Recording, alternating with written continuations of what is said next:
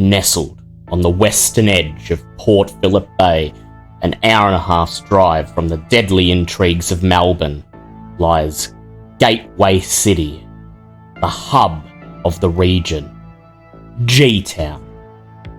For the last 4 decades, an uneasy peace has existed between the Anarchs and Camarilla in G-Town, their borders meeting on Bruce Street in the very centre of the city. The two sects divide the domain neatly in two. The native Anarchs, consolidated in the industrial north, have learned to tolerate Prince Aveline and her Camarilla invaders, and she in turn grants all Anarchs the right to hunt and conduct business in her waterfront domain. Anarch rabble-rousers and Camarilla traditionalists each afford their counterparts a reluctant respect. Until now.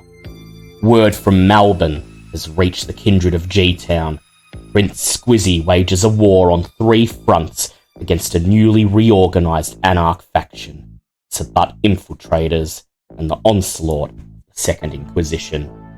As refugees from both sects flood into Gateway to escape the oncoming chaos, local tensions flare, and the truce that has maintained peace since 1983 will be pushed to its limits.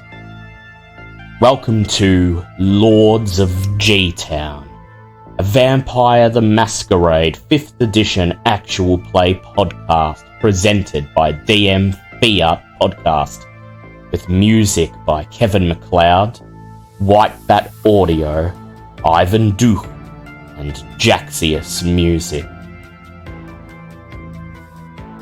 Now, as the sun sets on the city and the blood stirs, let's see what horrors the kindred face this night.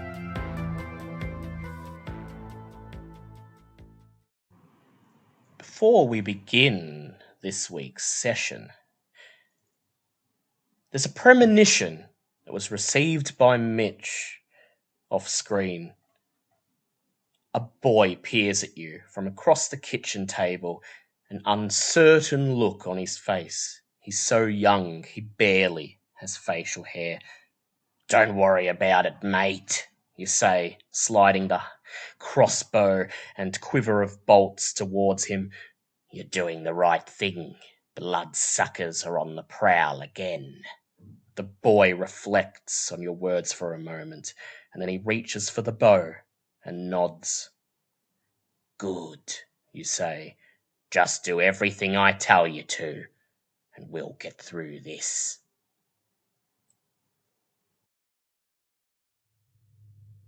Welcome back, everyone, to Lords of G-Town.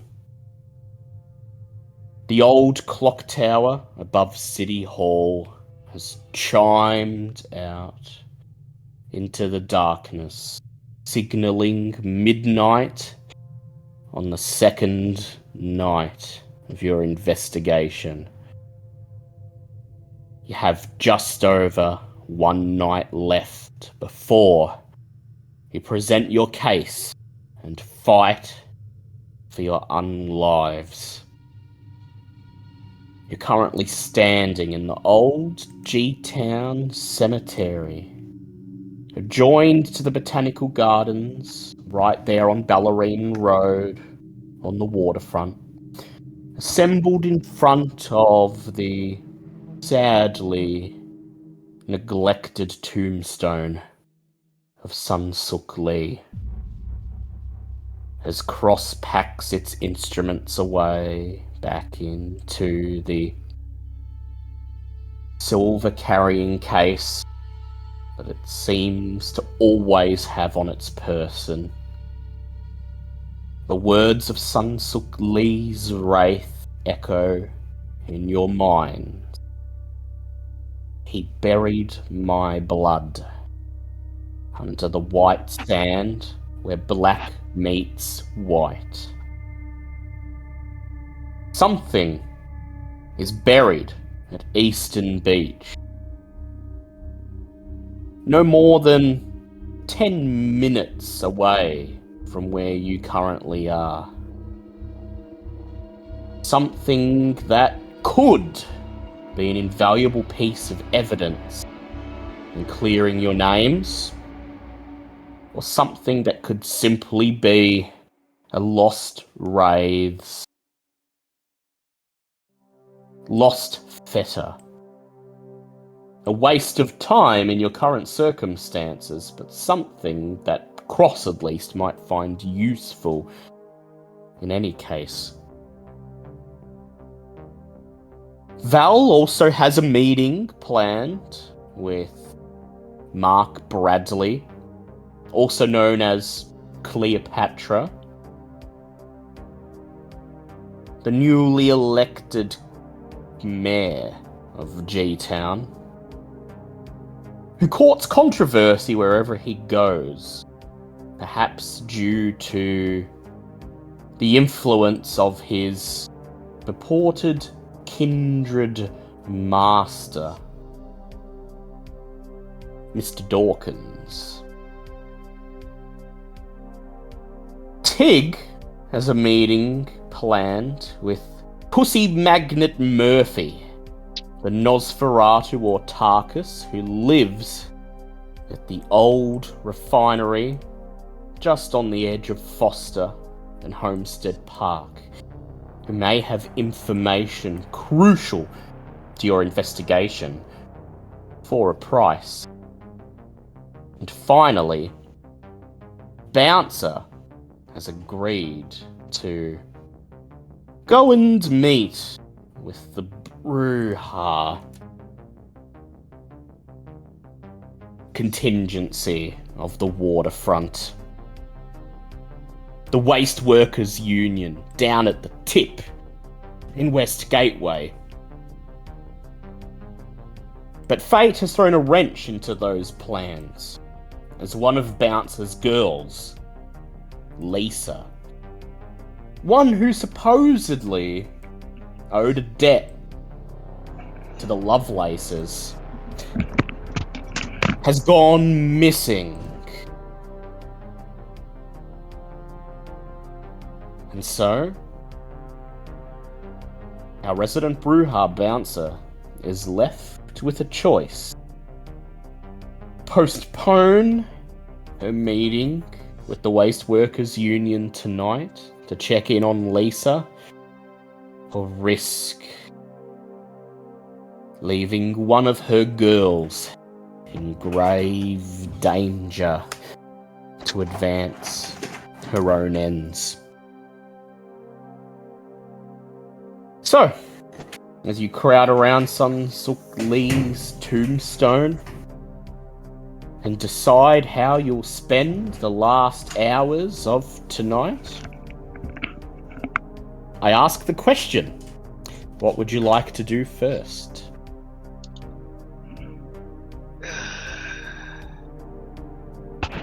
I don't see no way we get all this shit done without splitting up. Very astute, Tig. And there is tomorrow night. You still have one more night to conduct your investigations. Someone should speak to the Setites, at least that's what Sam Stokes impressed upon you. But that's not necessary at the moment. So Tig, you'll be going to see Pussy Magnet Murphy. Yeah. And I believe... Well, You reckon? Yep. And I believe everyone else is still committed to their previously decided course of action? Yep. Val definitely is. Well, yep. And Bouncer, you've got a dilemma. How will you be handling this?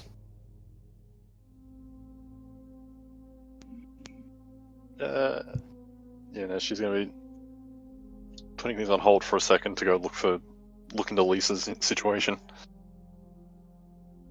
Bouncer bites her lip. She shakes her head, looks at the rest of you, and she says, I can't be wagging lips with Bruja when one of my girls is in trouble, especially when Barry Jr. might be involved. I gotta check this out. And no one seems to have any protestations. You look after you, go do what you gotta. So, one question for all of you. Will you be leaving Cross to examine the beach for Sunsuk Lee's buried blood on its own? Or will you all accompany it, considering the beach is only a short distance away? I mean, it's not an insignificant patch of land to search, especially given the cryptic clues that you've been provided with. Mitch would definitely go with Cross to investigate. All right. One is better than two. Good luck. How far away did you say it was? Like, it's It's only only like a couple about- minutes walk or something. Isn't it? Yeah, it's only about 10-minute walk. It's like back where you met with Sam and just Yeah. down the cliff, just down underneath the outlook.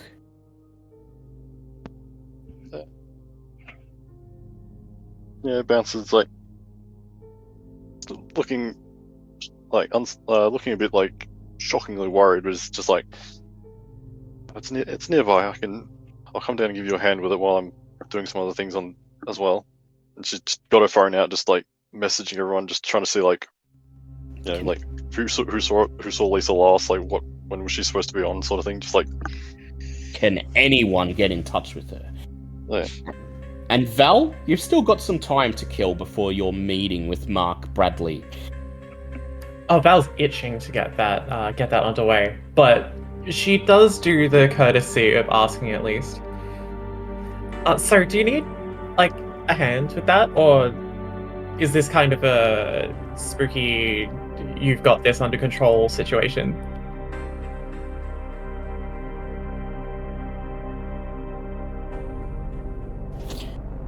Cross, do you think you need Val's help?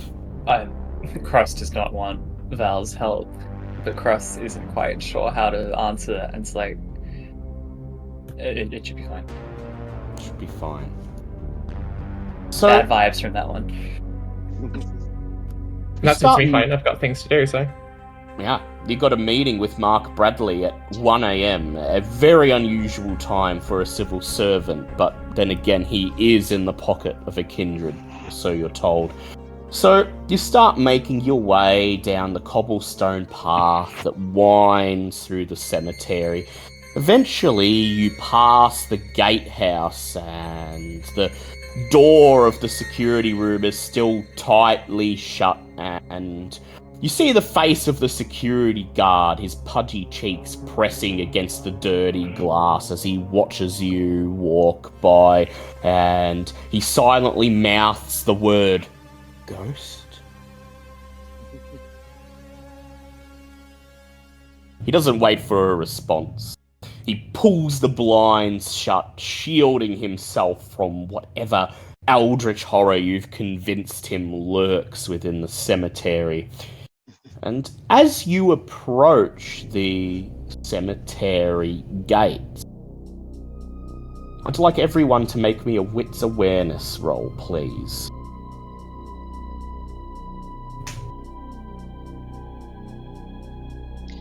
Wits awareness.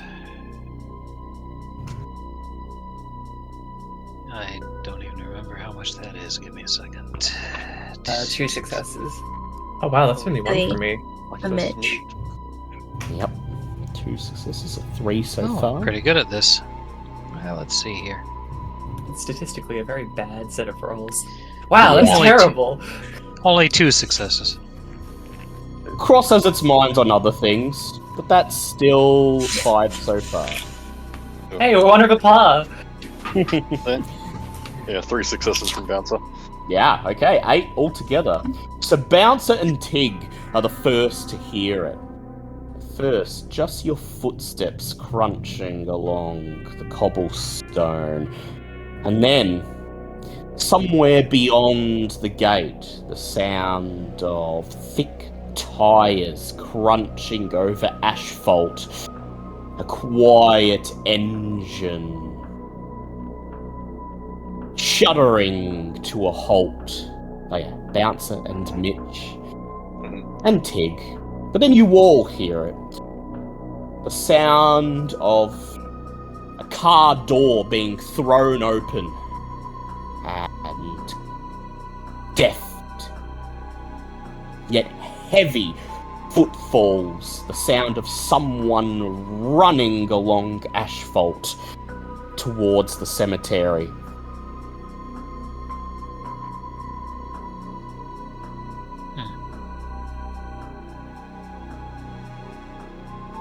You see them as you step between the wrought iron gates out onto Ballerine Road. The car is still parked in an alleyway between two waterfront properties. The headlights, the high beams still on, pointed in your direction. The driver's side and passenger side doors wide open. And running across the street towards you, they're not really Batman and Robin, but that's the first thing that pops into your mind when you see the old man in a long black trench coat, despite the summer heat, and a teenager wearing slightly too small body armor with a bright green shirt underneath. The old man points a bony finger at you as he sees you emerging from the cemetery, and he snarls, "There they are! Bloodsuckers! Just like I said! Get 'em!" So, turns out hunters read the newspaper. Or at the very least, the headlines. It doesn't matter if a vampire did or did not kill Elvis. All that matters is that it looks like a vampire did it. And so here they are, the initial wave of hunters prowling the city streets in the wave of the discovery. These are the first, but they won't be the last. And as you heard them coming, you have a scant few seconds to react as they reach for their weapons, the old man clutching a stake in one hand and a hunting crossbow in the other, raising it, holding it up, training it on you as he runs across the street. Okay, before I take an action,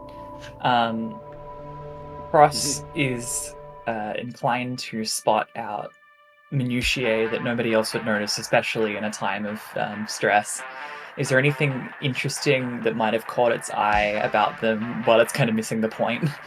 I would like Cross to go ahead, make for me a intelligence investigation check. 2 successes. 2 successes. So as I mentioned before, the younger hunter, his body armor looks about a size or two too big for him, and Cross notices the oddest, strangest thing. In the pale moonlight and the ambient light from the street lights, Robin, the younger hunter's face is absolutely blanketed in acne.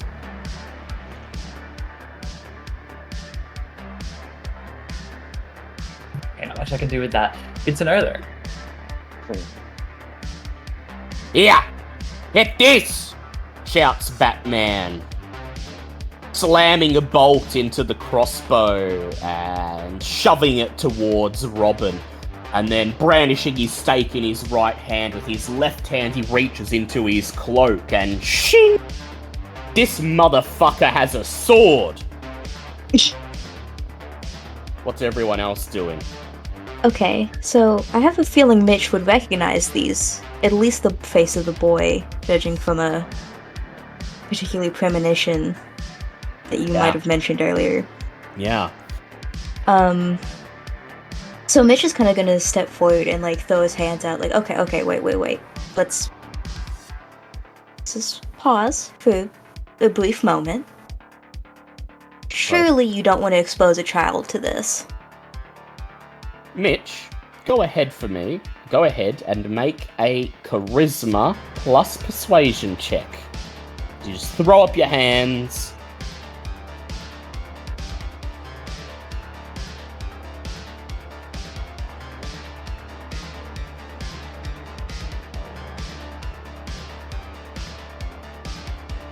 Messy crit.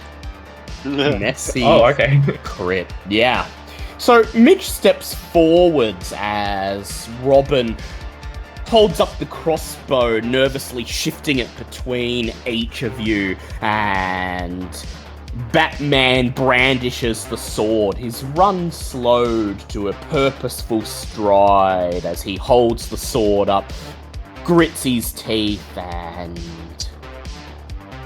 silently moves towards you, his face grim.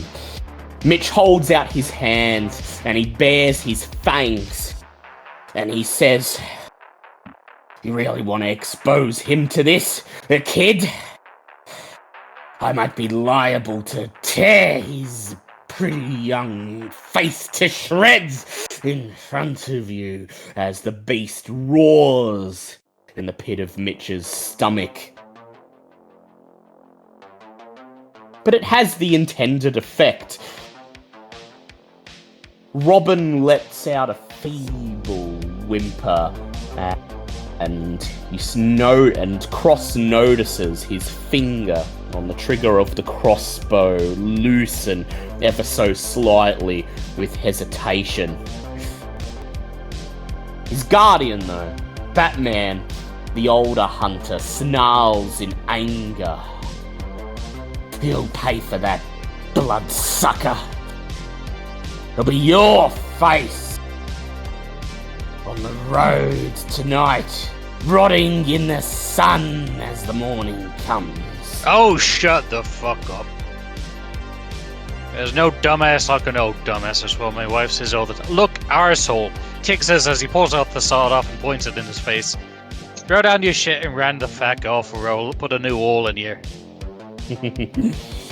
Bouncer and Val, what are you guys doing?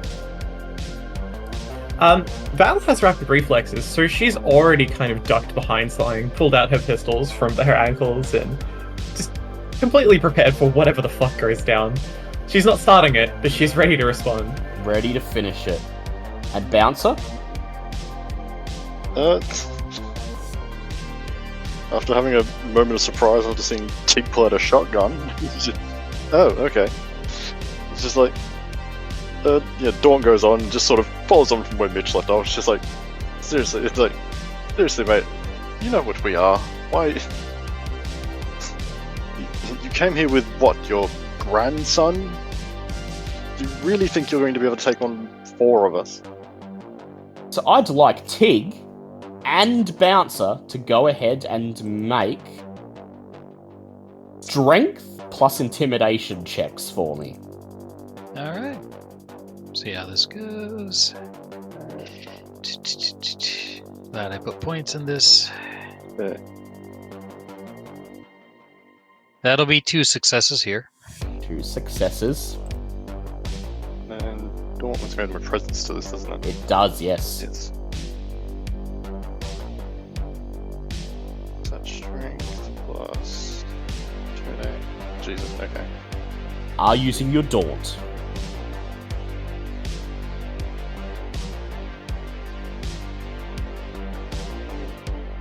Free hunger. Ah, come on.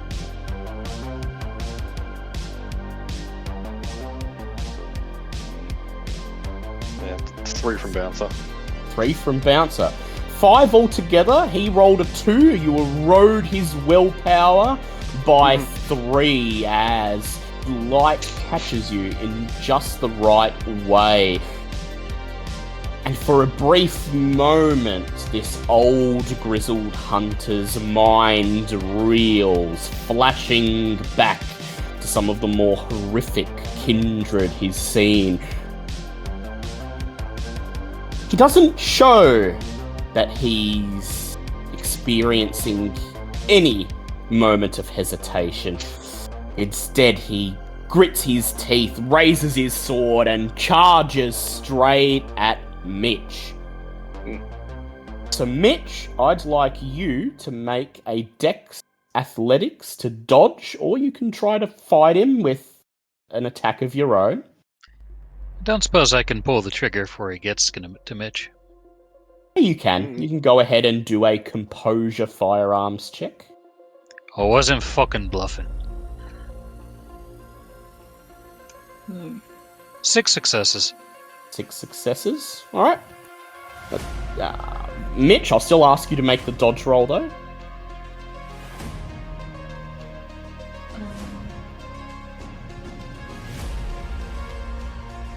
One success. 1 success. Okay. Alright. So the man charges, raising the sword. Tig steps out, levels the sawn-off shotgun, and fires. That was 6 successes from you, wasn't it, Tig? Sure was. Alright. So 2 things happen near simultaneously. The hunter steps forwards and thrusts the sword in front of him, running it through Mitch's chest, dealing 2 points of superficial damage. He's about to pull the sword out and strike again on the backswing when he takes the full brunt of buckshot right there in his torso. Bone, sinew, and bits of trench coat are blasted out in front of him. His thickened trench coat absorbs 1 point of damage, and he takes 4 points of aggravated damage, dropping his sword. It clatters on the asphalt as he falls to the ground, screaming in pain. Meanwhile, Robin, seeing his grandfather go down, shouts in surprise. He levels the crossbow, pointing it straight at Tig, and the crossbow shaking with nerves and hesitation, he fires. Tig, go ahead, make me a Dex Athletics check with 1 penalty dice. It's okay, Alright. Robin also has a penalty dice thanks to Mitch unnerving him just a little bit. 2 successes. 2 successes, alright, here we go. Ooh, 3 successes from him. Suddenly his body face wrinkles in resolve and he pulls the trigger. Thunk! The crossbow fires and the bolt slams into Tig's upper right bicep, dealing 2 points of superficial damage. Alright. Alright, we move on to the next round. As the older hunter lies groaning on the floor, his bloodied hand fumbles inside a trench coat, pulling out an old service revolver. He pulls himself up into a sitting position and trains the revolver on you while the younger hunter slots another crossbow bolt into his weapon. Cross, what would you like to do? Okay. Cross, first of all, is probably moving to whatever nearby cover there is. Yep. So Cross just turns and immediately darts back through the wrought iron gates, presses its back up against the stone wall of the cemetery. What else would you like to do? Okay, I'm looking for more details again. Cross is going Yeah. to be scanning for any potential weaknesses, vulnerabilities, anything that they might have missed or forgotten. Yeah. Go ahead and make for me another intelligence investigation check. Add your specialty for noticing minutiae. Actually, I no longer have that. No, That was an early build. Yep. Go ahead and just make an intelligence Oh, come on, investigation. 2 6. I'm going to reroll. Yeah, willpower. That's 3. So as Robin fumbles with the crossbow that's slightly too heavy for him and starts running to a nearby newspaper dispenser to give himself some cover and get a better angle on the kindred, you notice the clasp of his body armor dangling out of his right pocket. Lazy teenager as ever, he hasn't bothered to actually adjust the straps so that they fit him. Instead, he's just clumsily tied them together and shoved them into the brim of his pants. Icon. Okay. Yeah, Cross is going to point to Robin, and yeah, his body armor's barely hanging on. Body armor's barely hanging on. You've got a target. Alright, Mitch, what would you like to do? I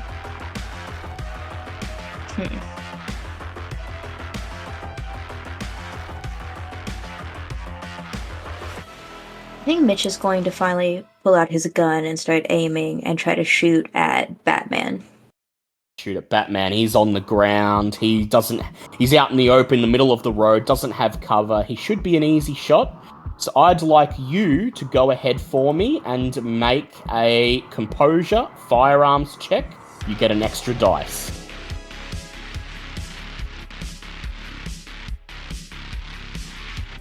One success. One success. That's okay, he still has a chance of total failure. Mitch seems to be hesitating. It's clear that these hunters have bit off more than they can chew, and he doesn't seem to want to just gun them down in cold blood. Tig, what are you doing? Tig levels the shotgun at Batman's head, and his eyes flare red. I'm going to give you one more chance to go the fuck home. Take your boy and leave. Or you can pull the trigger and leave permanently. Your call. Tig strides out into the middle of the road, thrusts the barrel of the shotgun with one shell remaining right up against the man's skull.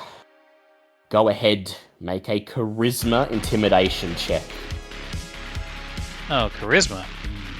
You can make strength if you want. Or manipulation. I'll do strength. God bless. How much do I care? I don't want to get shot, so yeah, I'll do a willpower. Hey, there we go. 5 successes. Nice. Val, what are you doing? You mentioned that the car they arrived in is still running with its headlights beaming down the block, right? Yep, looks like they intended to do a quick hit and run attack, maybe stake one of you and then get out. Probably weren't expecting 4 of yous. Val is going to make for the car, taking pot shots at the kid's like legs, ankles, like not aiming for center mass, but just trying to maybe down him or something if possible. But the main idea, she's going to run to the car and get in it. Yep. All right, Val, go ahead, make me a deck athletics check and add half of your celerity. Rounded up or down? Rounded down. Oh, so that'd be no celerity. Sad. Oh, well, you get a minimum of 1. If you Minimum of 1? Oh, fantastic. Okay. So Dex, Athletics, celerity.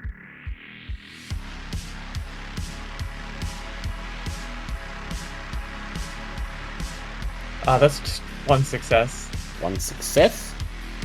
So that means I'm you will get willpower. I'm gonna willpower it just to be safe. Just to be safe. Critical 5. Critical 5, nice. Alright. And finally, Bouncer, what are you doing?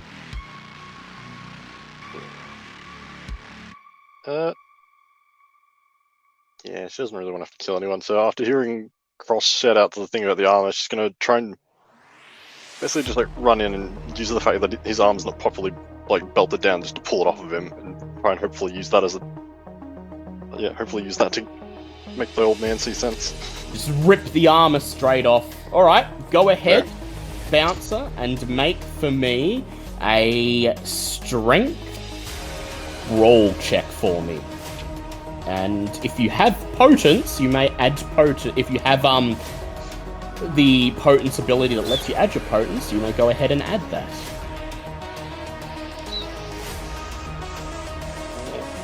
that'll be prowess, isn't it? I don't know. Yeah, that'd be prowess. Yeah, you just have lethal body. No, not even that. I took the leap one. Ah, yeah, leap. Yep. All right. So yep, just go ahead, make. You can use, if you like, you can actually use your soaring leap to just leap straight to the boy, giving you an extra dice on your pool. Cool.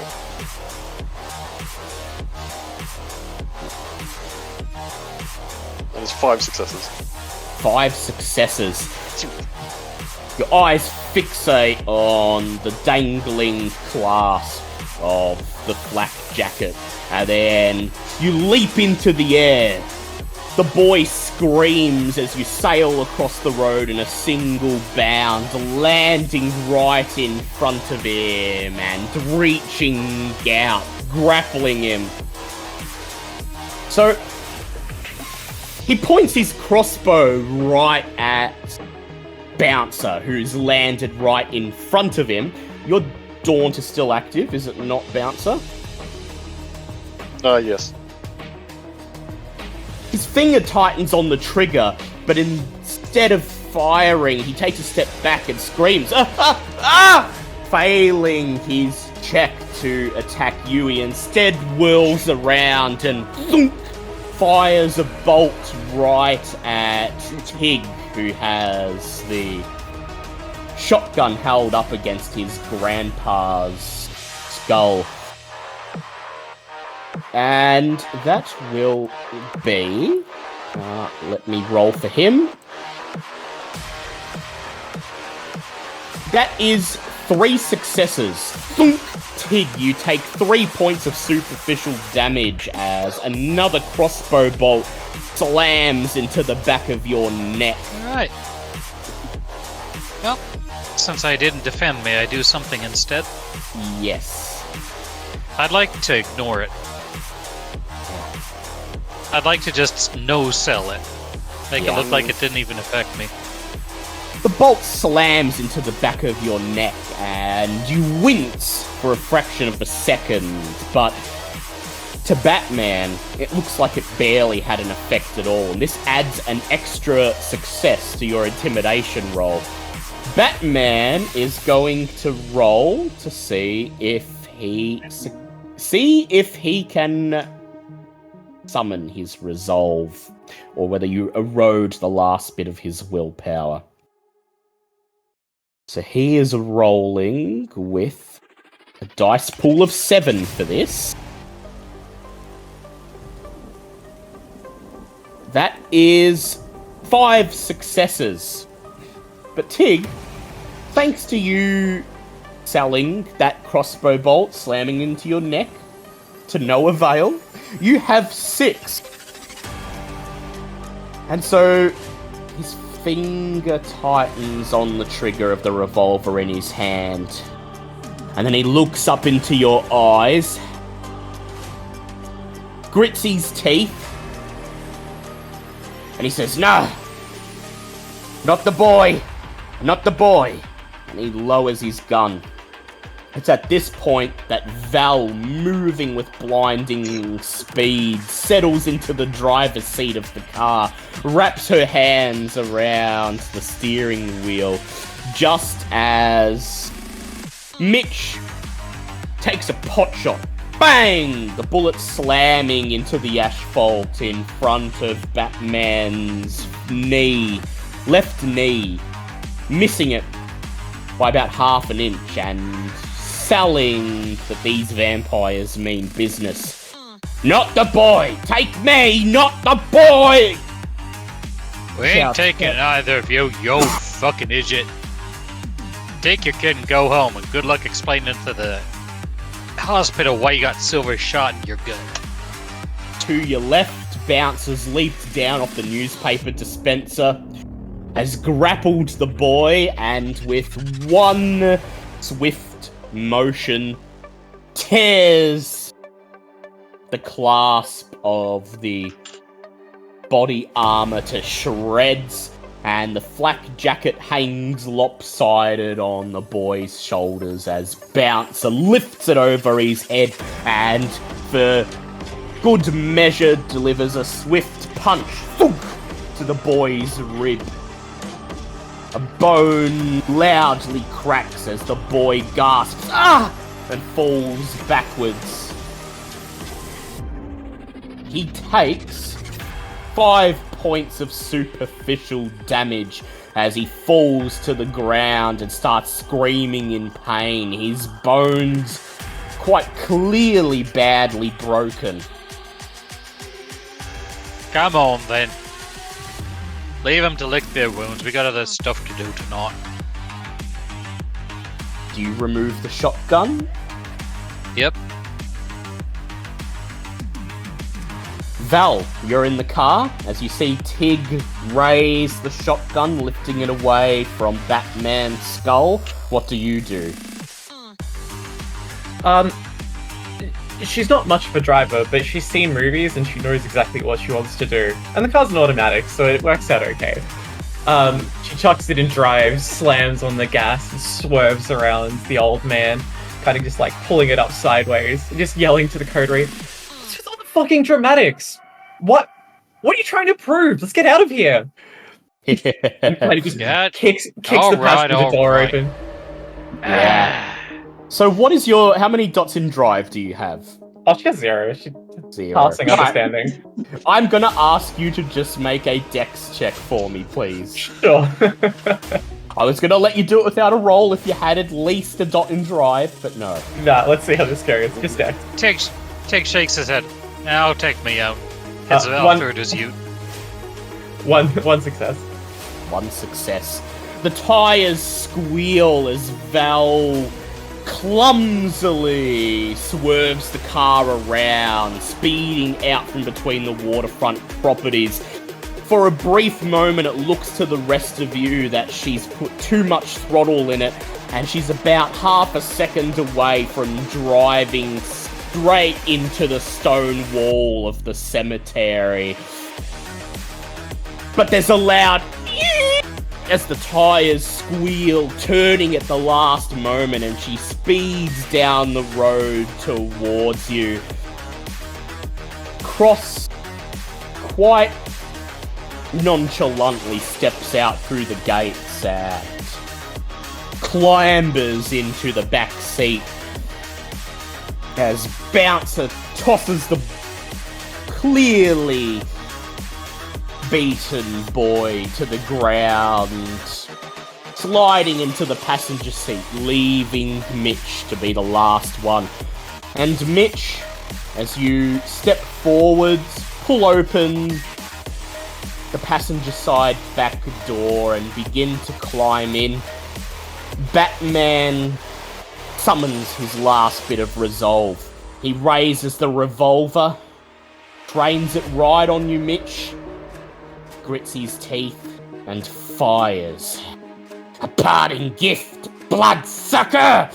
he screams as the gunshot rings through the quiet street. Mitch, I'd like you to make a Dex Athletics roll for me, please.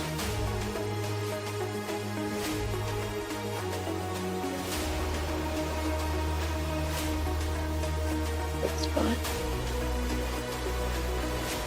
Total failure. Total failure. So, Mitch, you're not expecting him to fire back. You think you sold the intimidation before. It's a total surprise to you when you carefully amble out, pop open the car door, and you're about to take your seat when you hear the gunshot, and thunk, you feel the impact of the bullet slamming into your back as Val reaches out, grabbing you by the shoulders, shouting, "Come on!" pulling you into the back seat. And you take 4 points of superficial damage. His aim was true, spot on in this instance, as blood begins to gush out of your back, staining your nice knitted vest. oozing all over the back seat. Val slams her foot on the pedal, the tyres squeal, and the engine roars to life as it screams away, leaving the two hunters sitting in the middle of the road, illuminated in the streetlights, clutching their wounds. Their gaze of utter, intense hatred following you until you round a corner and they're gone. Ain't no fool like an old fool. Drop me off up there. My ute's not far. Yeah, so Val's gonna drop Tig off at his ute and head back to where they all gathered towards their vehicles, etc. Back where they started. About 3 minutes later, the hunter's car rumbles to a stop in the small parking lot in front of the scenic overlook where you met Sam. The gazebo illuminated by the high beam lights, showing off all of the cracks and lines of creepers that infest the broken foundation and the decades-old plaster tiles along the roof. And beyond that, Cowie's Bay greets you, an endless expanse of nothingness, pitch black, with a tiny line of bright white visible just at its edge, Eastern Beach. You clamber out of the hunter's vehicle and Tig makes his way to his ute. At this point, he's running about a minute and a half late for his meeting with Pussy Magnet Murphy. So Tig, you waste no time. You give a curt nod to the others, simultaneously thanking them for their help and wishing them good luck as you slide into the cabin of your ute. It's more like a grunt. A grunt. And he'll call some birds on the way as he goes. Turn the key in the ignition and the old Toyota's engine splutters to life. And the rest of the coterie watches Tig reverse out of the tiny parking lot, and the ute makes its way down the street, swallowed up in darkness. Tig, I'd like you to go ahead and make your animalism roll for me, please. Well, let's go ahead and boost charisma. Let's get hungrier. Hungrier, yeah. But that's still 5 successes. 5 successes.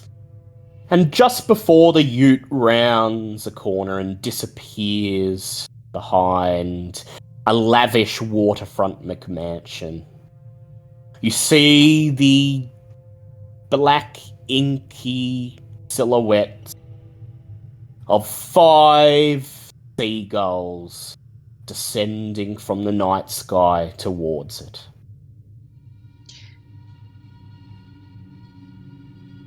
I'll do some healing as I eat. Yeah. And more succulents should mean I won't have any problems with this. And you have animal succulents, don't you? Mm-hmm. Which means that, that And I means... just aced 4 of the 5 healing rolls, so I should be able to top up. Yeah, well, usually a seagull would be half a point of hunger. With your animal succulents, you get 1 point of hunger from each one. So... Yeah. You're immediately Down to down 4, leaving 1 left, and this lone seagull perched on the dashboard of your cabin just eyes you warily, wondering what its fate is to be. Sadly, it's an animal, and Tig and his dogs have been such good boys, so Tig reaches out, snaps a wing, tosses it back through the window into where the dogs are waiting. The 2 dogs immediately descend upon the wing, and then Tig whines... 3, actually. It's a 3-dog night. Ah, yes.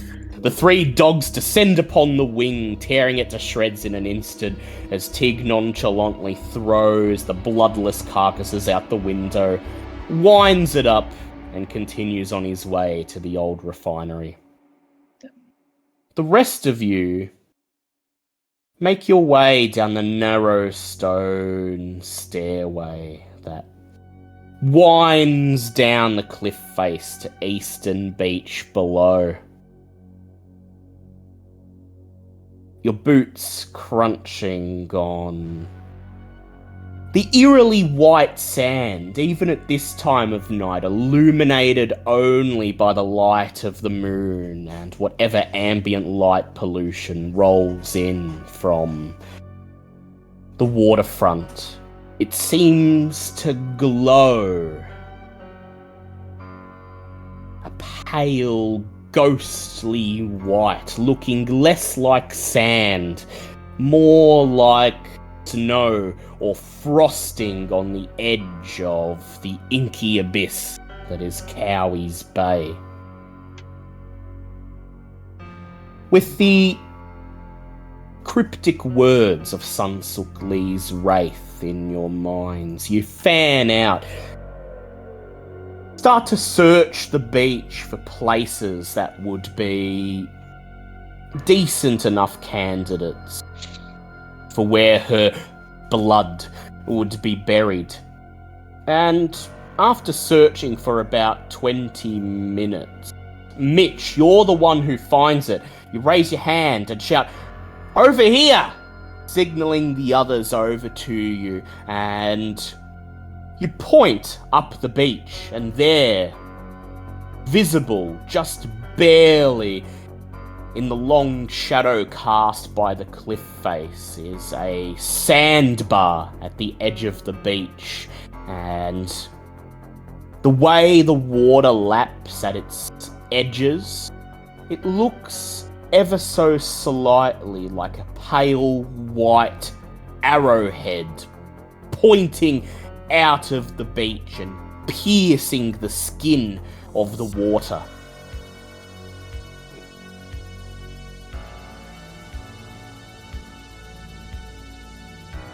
Make your way over to it, having narrowed down the location, but the sandbar is still a decently sized patch of land. It extends out at least 5-6 meters, and it's wide enough that you can make your way down it walking two abreast.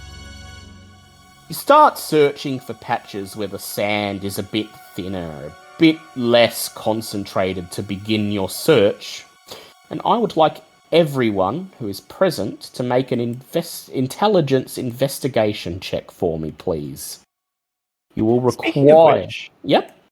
Speaking of which, what time is it? So by now it's about 12:30. You've still got time, but maybe you might have to leave. You might have to leave soonish. Yeah, all right. That was investigation. Intelligence investigation, and I will be requiring at least 6 successes altogether for you to find the exact location in a timely manner. That's 3 from Val. 3 2 from for Val. Mitch. Yep. I'm going to boost intelligence. Boost intelligence, lovely. Sorry, what was the roll? Intelligence investigation. So as long as one of you gets 1, we're good. Yeah.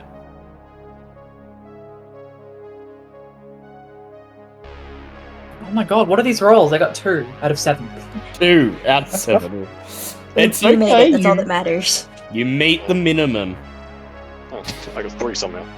Yeah, 3. And so Bouncer's the one who, staring intently at the sand beneath her feet as she carefully combs the arrowhead.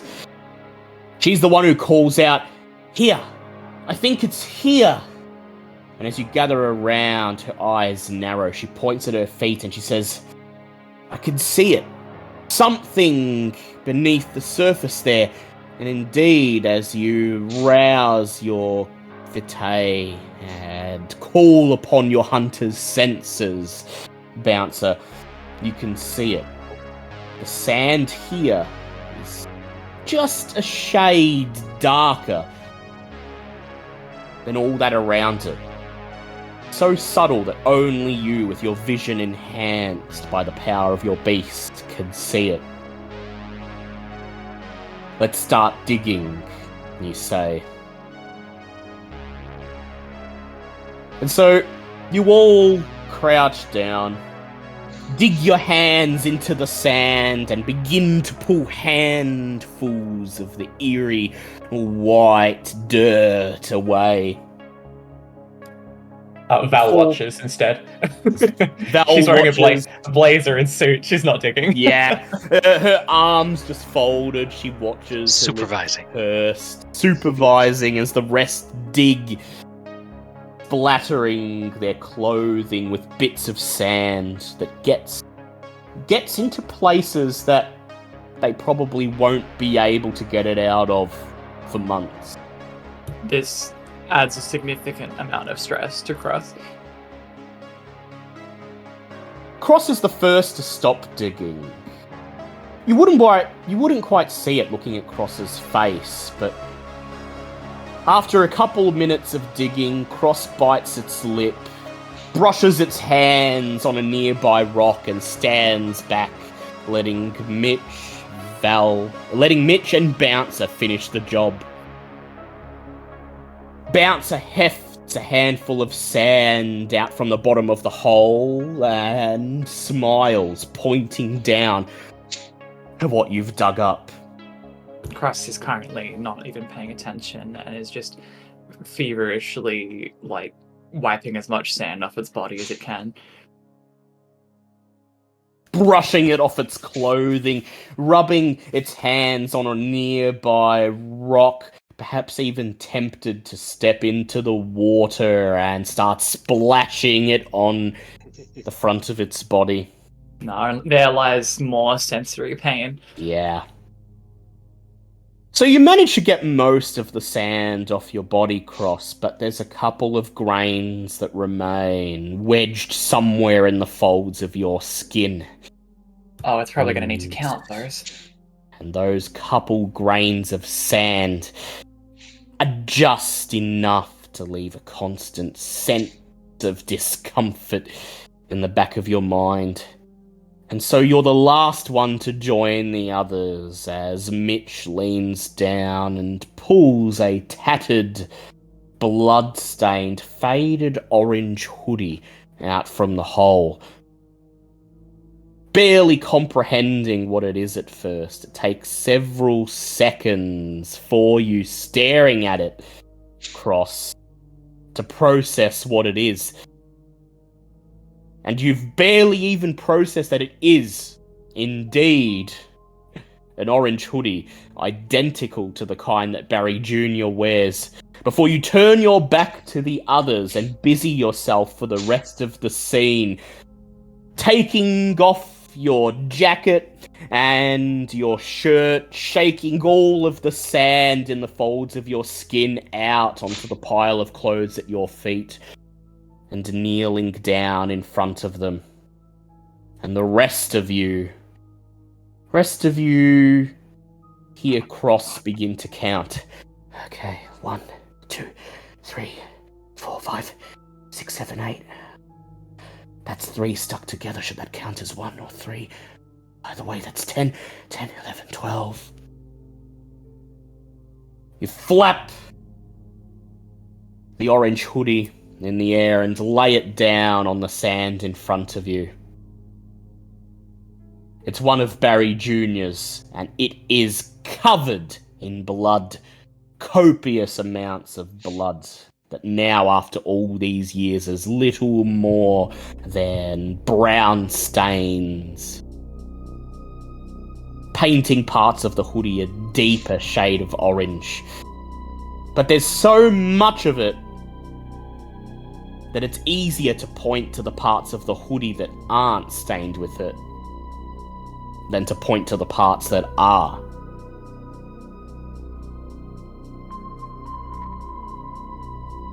What do you make of this? Sounds like the little it doesn't have much of a sense of fashion. Same. He was nothing but orange hoodies. clearly has a fondness for the brand. It's also so sloppy. Yeah. It's covered in blood. So Cross is busy. In the background, it's still counting. 33, 34, 35, 36, 37, 38. And so you are without Cross's expertise. You probably won't get as accurate an idea of what exactly this signifies, but you could attempt an intelligence medicine or an intelligence investigation check, though that will be harder. I can push to engage and help out. It will just take more effort. Let me check the rules on a footwork box. real quick. You can spend a willpower to That's yeah. So you'd like to spend a willpower? only if you'll call on him. Yeah. It, otherwise it's not gonna happen. Yeah, Val pretty much just goes and taps him on the shoulder and says, like, look, we found it. This is your thing you're supposed to do, right? Like, you're really good at this. Fuck off, I'm counting. 41, 42, 43. Do you spend a willpower, Cross? Did you catch what I said just then? Yeah. Fuck off, I'm kidding. Yeah. Val grabs him by the shoulders, turns him around and says, we're going to die if you don't get your shit together. Help us, please. Okay.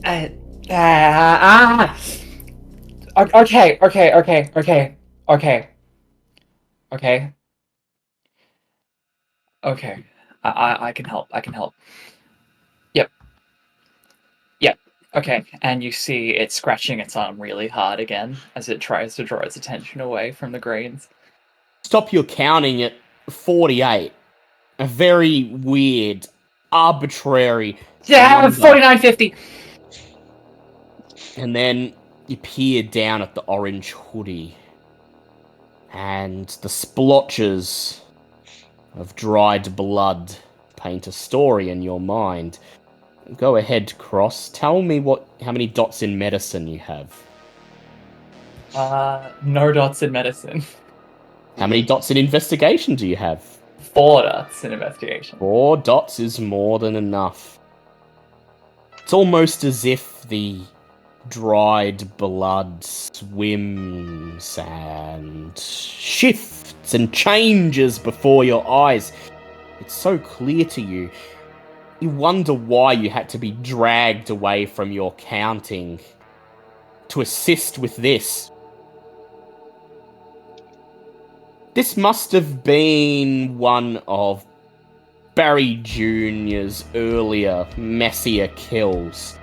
It's likely he didn't intend to exsanguinate Sun Suk Lee when he set upon her. After all, her death was sold as a suicide. It's likely he was trying to make it look like a self-inflicted wound. But he fucked up. And whatever he did resulted in her gushing blood all over him, spraying him with gore. Maybe he cut her throat in just the wrong place. Maybe he stuck his knife or claws too deeply into her wrist. In either case, she bled far too much for it to ever be sold as a suicide. And so he had no choice. He clumsily took off his sweater and buried it under the sand, mere meters away from where he killed her. Don't fucking waste my time. You know what happened here. 51, 52.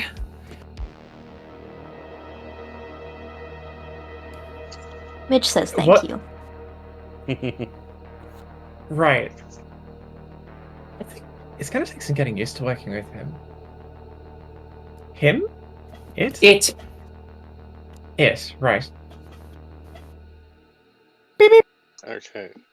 Bouncer, your phone Yeah. beeps loudly in your pocket.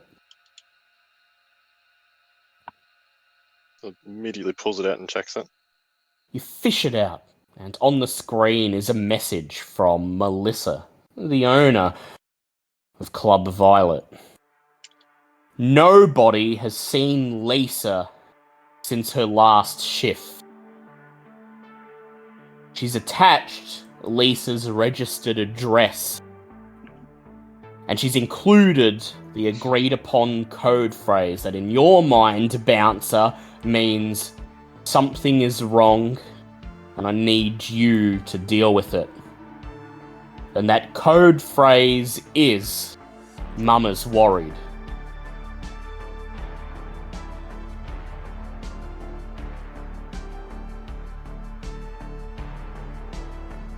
Okay.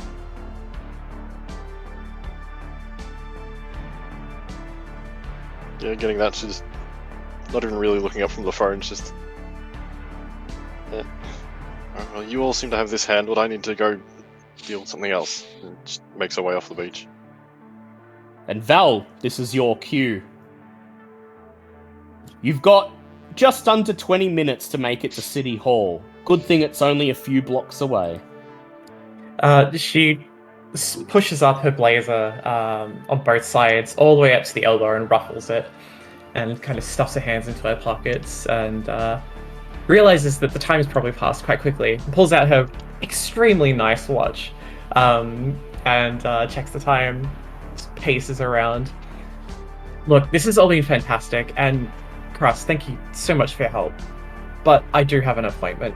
You guys can get back yourselves, right? Of course you can, you're adults. Right. I'll see you later. And she storms off the beach, as fast as her dress shoes will take her. Yeah. Bouncer and Val walking in unison, making their way off the arrowhead, making a beeline straight towards the stone staircase that ascends the cliff, leaving Cross, who's now frenziedly counting through the 70s, and Mitch still clutching his blood-stained woven vest, wincing in pain, to scoop up the orange hoodie and sling it over his shoulder. So, Mitch, your stamina is 2. Stamina plus 3 is your health, meaning you have 5 health, meaning that currently Mitch is impaired. He's got 1 point of aggravated damage, and the rest is superficial. Before we end this scene, would you like to rouse the blood to heal some of that superficial, just in case?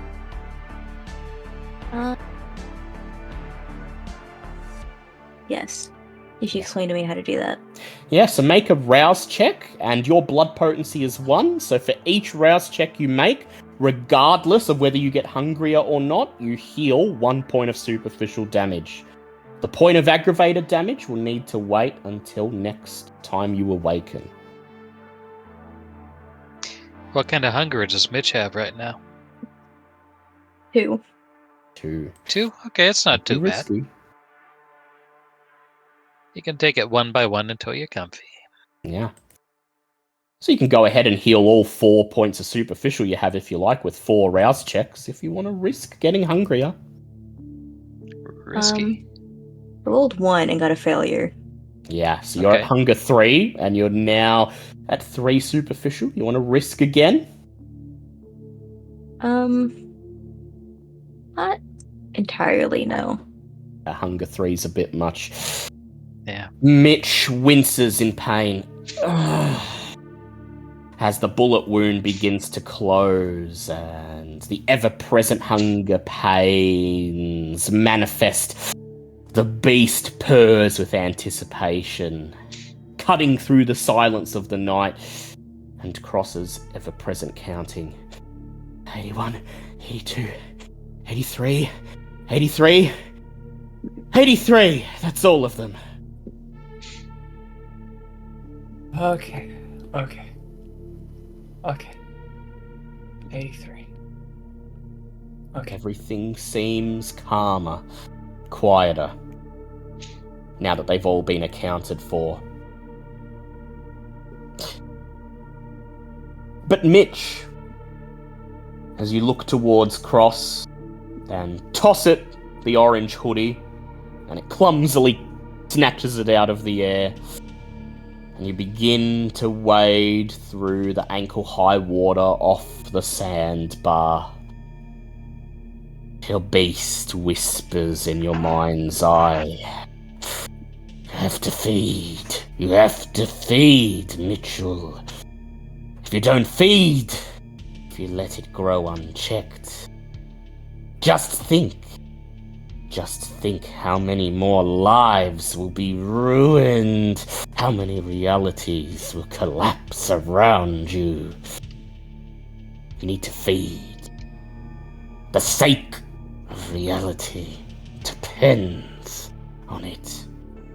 Yeah, and you're no longer incapacitated. You're no longer impaired, because you have one empty spot on your health tracker now. Okay, so we will cross to Tig. As the ute winds through downtown Gateway, out into the industrial outer suburbs, and beyond that into the outlying farmland. You pass by the sign that says, "Welcome to Foster," back when this used to be its own incorporated town and not merely one of the many outer suburbs of G-Town. And there, on Hamlin Road, is the old refinery. A hulking mass of industrial wasteland. The old smokestacks piercing the night sky above like pitch black onyx pillars. As you guide your ute into the weed-infested, overgrown parking lot just outside the boarded-up visitors centre. Your headlights illuminate faded lettering on a billboard attached to the barbed wire-lined chain-link fence. Pentex Oils. You kill the engine and step out of your ute, and your 3 dogs peer over the edge of the tailgate, begging to come along,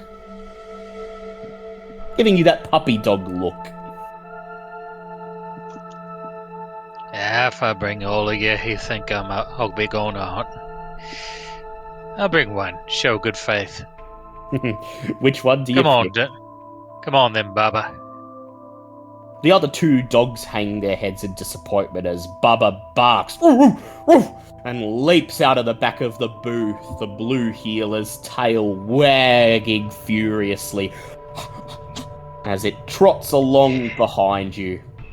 You push open the chain link gate. It groans weakly as it admits you, and then you make your way down the long, empty courtyard past the old factory building and past the visitors centre to the only building that still has its lights on. The admin block at the very back. Right across the block from the refinery itself.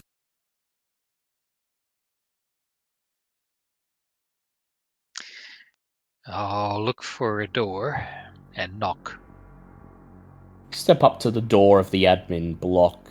There's another faded Pentex logo and an old sign that reads "Authorized personnel only." And then They really did sell the Shea's oil round. Used it for a season and all the stock in the barn took sick. And then they no wonder they abandoned went it. out of business. Dunk, dunk, dunk. You hear 2 things in quick succession. The sound of many tiny animals scrambling among the debris inside, and then a gravelly voice. That Tig! Sure is. That Murphy? Bunyip said you'd be around. Come in. Come in. Alright. Mind if I bring me dog? Or you want him outside? You go. Can you control it? Oh, yeah. Fuck it. Bring the dog in. On your And best behavior, Baba. As you push the door open, Bubba begins to growl. I said no. Best behavior. How many dots in Animal Ken do you have? I think like 3. Yeah. And it's a famulous. He's a famulous. So a stern word is more than enough.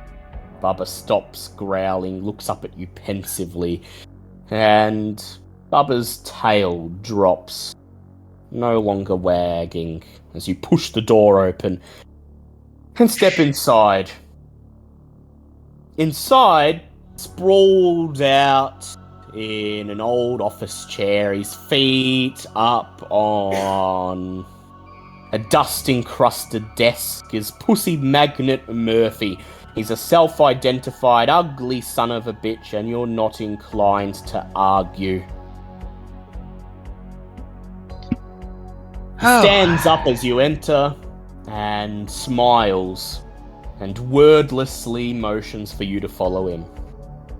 Tig offers a handshake and follows. Shakes your hand. And his grip is quite strong, despite the fact that his hand looks like it barely has any flesh on the bones. And then he leads you past a row of old desks into what was once the manager's office. He steps up to an empty bookshelf, fumbles around somewhere in the darkness, and then you hear a loud click as the bookshelf slides open. He leads you through a secret door into a cramped concrete cavern. Here, he has a lot of monitors, and even more cats. At least 20 or 30 of them, their eyes glimmering in the semi-darkness as they silently watch and judge you. Okay, I got to admit I'm very relieved. When I heard you was called Pussy Magnet, I was afraid that was because you looked like an enormous donger or something like that. Pussy Magnet laughs. And he says, "No! It's my Would have own made shaking name. hands awkward, you know? Got a thing for cats," he says, as you can see. Didn't try to make friends with any of them. All of them strays. And what do you know, they just like me. And now they do my bidding, he says. You'd be surprised how much information you can get through the eyes and ears of a stray cat. He motions to a moth-bitten sofa wedged up against the wall opposite the bank of monitors. Make yourself at home, he says. And as he says this, he glares at the cat seated on the sofa. 5 or 6 cats jump off the sofa, giving you room to seat yourself. Tig will hop up there, pat the seat to bring Bob up, pull out the treats bag, crinkle it, and realize he's got about 100 pairs of eyes on him. Look, And mate, start. you're gonna have to share, says Pussy Magnet. Baba gets the first one. After that, the bag just kind of gets sprinkled around, yeah. Yeah.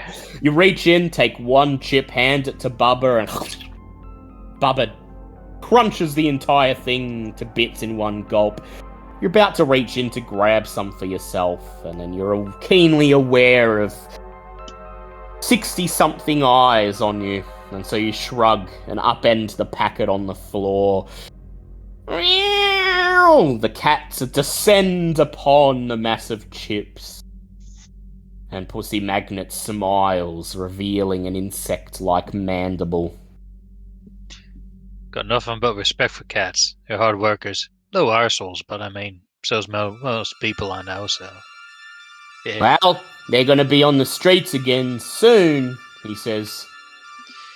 Blokes who own this place, Pentex, gonna knock it all down so they can build another fucking refinery in the same spot. So I'm looking for a new haven. I'll take anything I can get, but I want a home for me cats. What if you didn't have to move at all? I see Bunyip's told you what to expect. Yep, information's me business, and the price is a place to live. I don't care if it's here or anywhere else. If I didn't have to move all me cats, obviously I would find that much more convenient. Right about now, I've got a coterie mate who's having to talk with the prick who slated this place for demolition. Yeah, Mark Bradley. Cunt in the pocket of Pentex. Not sure what she'll be able to do. She'll be having him biting the hand that feeds him if she gets him to sign off on protecting this place. By the time she's done, this place will be a fucking wildlife preserve. You Or vouch historical for her? register. Or something like that. I don't know. She's just gonna take care of it. I don't know the specifics. But in exchange, we would lock any information you can give. Assume Bunyip filled you in on the current situation and shit. Murphy shrugs. One of his cats jumps up onto the monitor bank behind him and rubs against his shoulders as he continues to talk. Yeah, Bunyip's filled me in.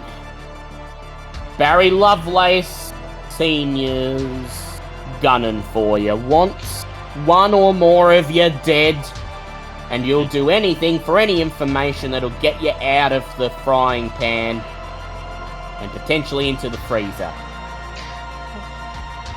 I wouldn't say anything, but having to talk with a stuck-up prick on the city council, that's not too hard for her. So listen, we'll save you a place, but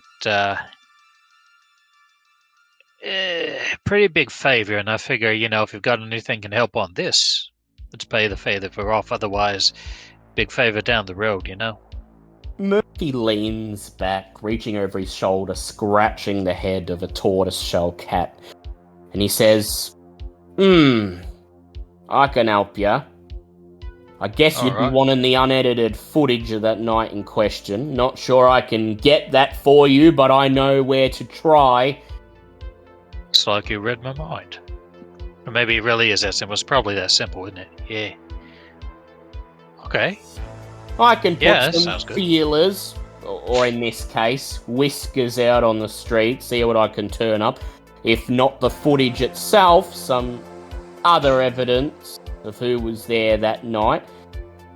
Now, you vouch for this chick in your coterie, right? 100%. She is the best bullshitter we got. Now, look, I ain't calling her abilities into question, but I've been dealing with politics for going on 60 years now. And decades before that when I was still alive too. And I know they can be Weasley bastards. So let's say your girl doesn't manage to win Mark Bradley over. Pentex has got their claws in, and they're gonna knock this place down, build a newer, shinier refinery, and me cats are out on our asses. I'll still get you the information you need. But let's say, worst case scenario, she isn't able to do her job. What can you offer me instead? Couple of things. Go on. I'm just thinking how much I like you. And I'm thinking How much I can trust around people. Well, says Pussy Magnet, as a second cat, a It's more pudgy, personal. dishevelled-looking orange ginger cat leaps up onto his lap. We're both animal people. That is true. Are they? Are you? Are they what you eat? Not cats. He glares, narrows his eyes. Wombats, rats, lizards, birds, never cats. You eat your dogs? No. Got cows for that. So we got that common ground. Look, I'll munch on a human if I have to, and in my earlier nights I had to more than once. But if I can get a nice rat, or a big fucking lizard, maybe a nice huntsman or a couple, that'll sort me. Alright. If you end up being turned out, I've got a shed ain't being used, and until we can find you something better, you're welcome to stay on my territory. Shearer's shed? On your farm? Right. I know all about your farm, Tig. You got something 30, 40 acres of land there. I'm sure there's enough room for me and me cats to live in peace without us running into each other that often. Question is, your wife. How'd she feel about Pussy Magnet and 30 cats suddenly taking up residence in the old shearing shed? I'll probably be on the couch for a while if it comes to it. But it won't come to it. I trust Valerie. I trust her pride. She will come through, absolutely. Alright then. Oh, she also sent along a note. She said a lot of things. Hang on. I'm supposed to ask for transaction records of some feller named Elliot sending money to Mark. Ma. Elliot Dawkins. Yeah. True. Used to be Cam, turned over to the Anarchs. Let me guess. Your Val reckons that Mr. Dawkins got his claws in.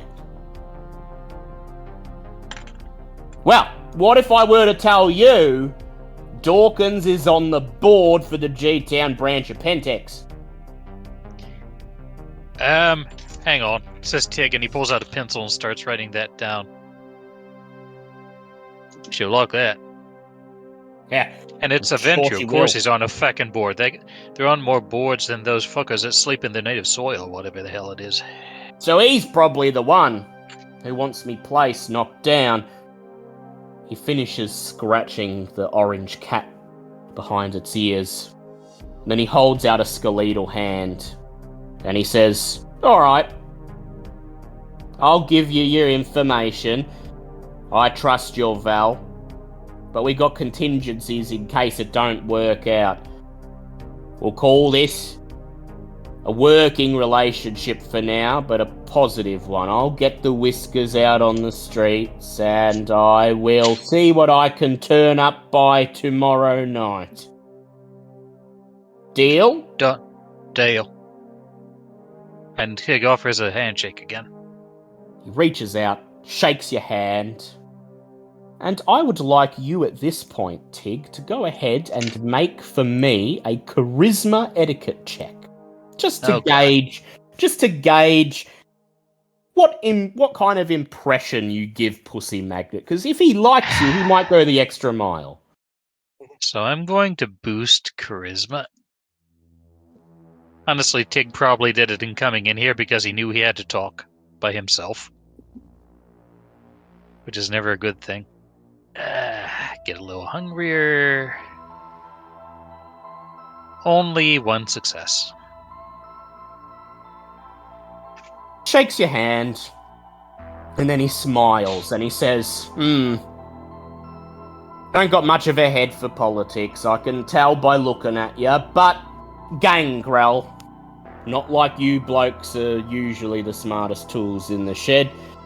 I do appreciate you keeping that mutt on its chain. Can't imagine it was easy to control a dog in a room of 30 cats. I appreciate that. Oh. I breed him. I train him. I am their father for all intents and purposes.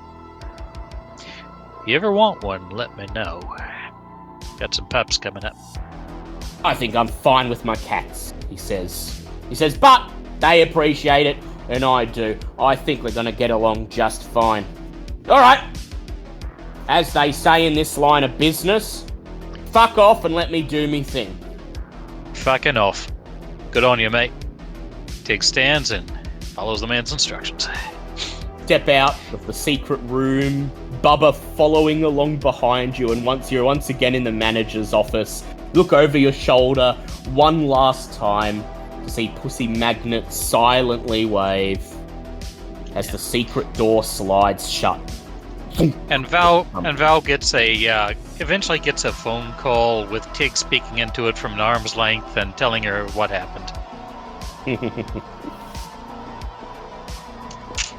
Just as well, because Val, as you arrive at City Hall and find the grand old building built at the turn of the 19th century, incredibly quiet, you're not expecting to have to wait long for Mr. Bradley. And yet, you spend about 30 minutes languishing in the little reception area outside the mayor's office as his secretary, who is forced to work such ungodly hours, continuously apologizes every 5 to 10 minutes. I'm so sorry, miss. I'm so sorry. He won't be long. He'll be with you as soon as he can. I'm sure he's very busy. Very busy Almost indeed. 1 a.m. Even at night, even at 1 a.m., you'd be surprised. He's got so many people that insist on only meeting him at night, and... Oh, do they now? Does he get most of his business at night? The young, blonde-haired girl smiles, and she says, well, in my experience, mayors get most of their stuff done during the day, but Mark's barely here during the day. At night is when he conducts his business. I wouldn't say he gets a lot of people during the night, but lately he's had a lot to talk about with the Pentex people, and, well, they insist on only meeting at such ungodly hours. Thank you for letting me know that. Maybe I'll rub shoulders with them sometime if I spend too much time in the lobby. She shrugs and nods and says, again, I'm sorry. Look, I know he said to meet at 1, and... well... She gives you another apologetic smile, unsure of what to say, as she says, I'll try and I'll tell him that you're waiting again. And then she darts out of the room, giving you ample time to get a phone call from Tig. And as you answer, you hear him recount his meeting with Pussy Magnet Murphy, his voice occasionally hard to hear, thanks to the sound of the Utes engine and the late night wind buffeting his face as he insists on driving with the window wide open to allow his chosen source of prey to have easy access to him. But you get the gist of it. And just as you end the call and slide the phone back into your pocket, the overworked secretary emerges from the ornate double doors behind the counter, and she says, Mr. Bradley, we'll see you now. Again, apologies for the wait. Oh, it's not your fault. It's like this wherever I go. Don't you worry. She leads you beyond the reception counter and pushes open the double doors, holding them open as you enter, and you step into the mayor's office. It's one of the oldest rooms in this heritage-listed building. But it looks incredibly modern. The floorboards have been replaced multiple times and have been polished to a mirror sheen. A regal green and yellow patterned carpet runs across the length of the room, and there's a big glass window to your right that overlooks Rippleside Park just outside City Hall. Mark Bradley himself sits behind an imposing mahogany desk. He still looks like Cleopatra, only his face is older, more tired, more frustrated, and unmistakably more masculine. Behind him, a huge Australian flag hangs on the wall, taking up the majority of the back of the office. He sighs as he gestures for you to take a seat in the leather chair in front of the desk. You, he says. Oh, Mr. Bradley, it's so nice to finally meet you in the flesh. 21 odd years ago, and I still remember your face. Well, you were one of the nicer people in the bar that night, and I appreciate that, and I remember that, and that's the only reason I agreed when Jeanette called at this ungodly hour, send one of her own for an interview.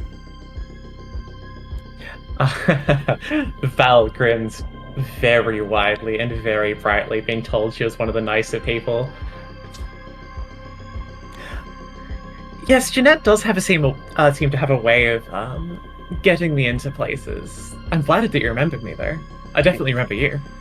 Nosy bitch, he says, brushing his hand dismissively through the air at the mention of Jeanette's name. Always trying to get in the way, trying to uncover every morsel of dirt about me that she can. I would have said no, but when she said it was you, I must admit, I was curious. Something about you stuck with me that night, and I'm sure it's mutual. Otherwise, you wouldn't have volunteered to be the one to come speak to me. Did she push your buttons a lot? Every single policy I've tried to champion since I was elected, she's dragged through the mud. And I'll be honest with you, good bloody chance I'm not going to see another term if she keeps publishing that drivel about me.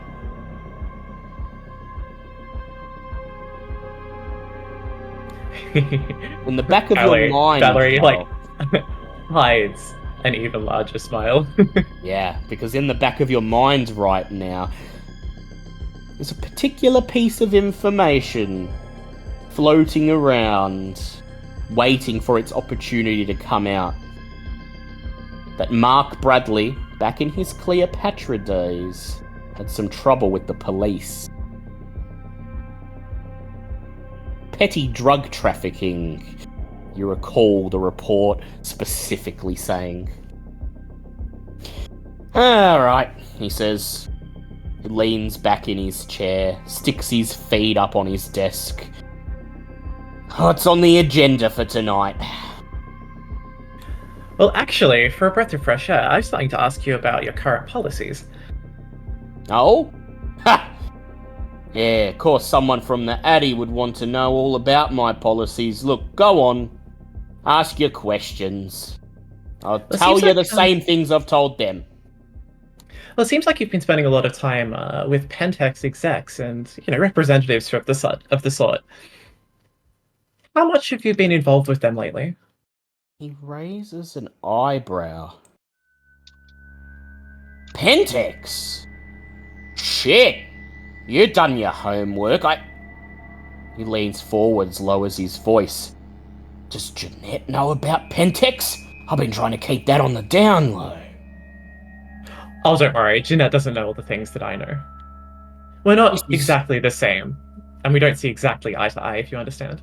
Okay, look, this is strictly off the record, but yes, Pentex have contributed a lot to the development of this city. The new library up out in the east, the Cowies Bay athletics programs for the little kids, all of that we wouldn't be able to afford without Pentex's generous contributions. Now, they, being the big corporation that they are, do not give out free handouts. I'm sure you know and understand. This is how politics works. So, yes, occasionally I have to have Pentex's back. But it's for the greater good. Look, that Pride Parade last month, down Main Street of downtown, G-Town's own little Mardi Gras, you got Pentex to thank for that. And, well, you knew me back in my Cleopatra days. It's an issue very close to my heart. The money they're providing allows me to do good work in this city. Good work for people who deserve someone looking out for them. Oh, I have no doubts that you're using the money wisely.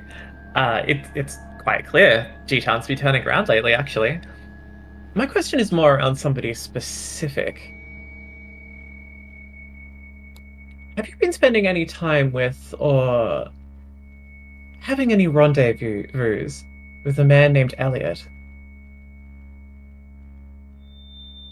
Elliot Dawkins. He skips a beat for a moment. He opens his mouth, shuts it again, as if he's going to say something, but no Before he words can come out. Before Yep. he can kind of backpedal his way out of any of this, I'm going to use lie detector just to set the scene. Yeah. So go ahead and make your roll for lie detector. Does not require a rouse check to activate.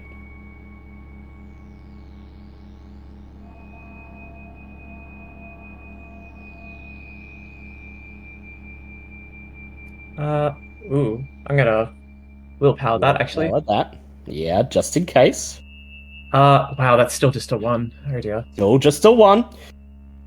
Well, I'm going to read what the roll actually does, just so I can double check for myself.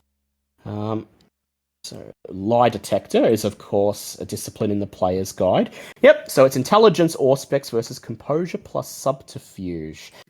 If I outroll him, I And- can see any lies. And he is actively going to try to conceal his lies, so I'm going to have him roll now with his dice pool of 5.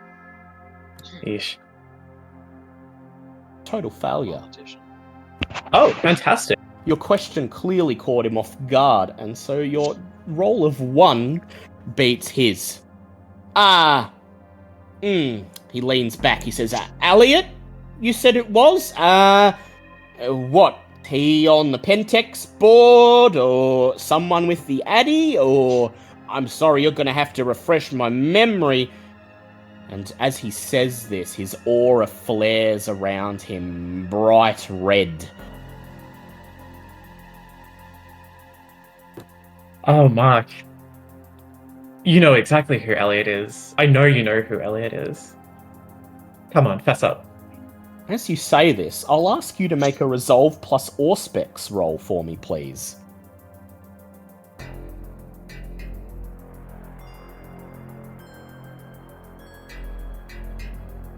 Two. 2.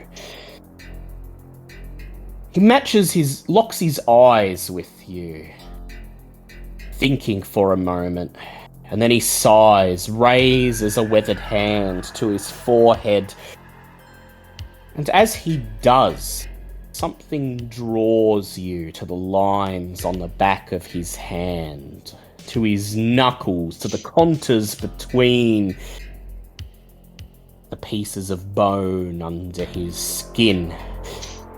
A premonition is trying to take hold. Will you allow it to? Yeah, she'll take that. You give in, allowing your beast to grant you its wisdom. It purrs like a satisfied animal as the skin on the back of Bradley's hand peels away, revealing his naked blood vessels and the flesh underneath. The veins on the back of his hand bulge and jiggle as potent blood forces itself through them. Suddenly, one of the veins bursts, spraying blood from the back of his skinless hand. And the vein, like a little worm, wiggles, burrows, sticks its edge out of the flesh, spraying Bradley's face with gore.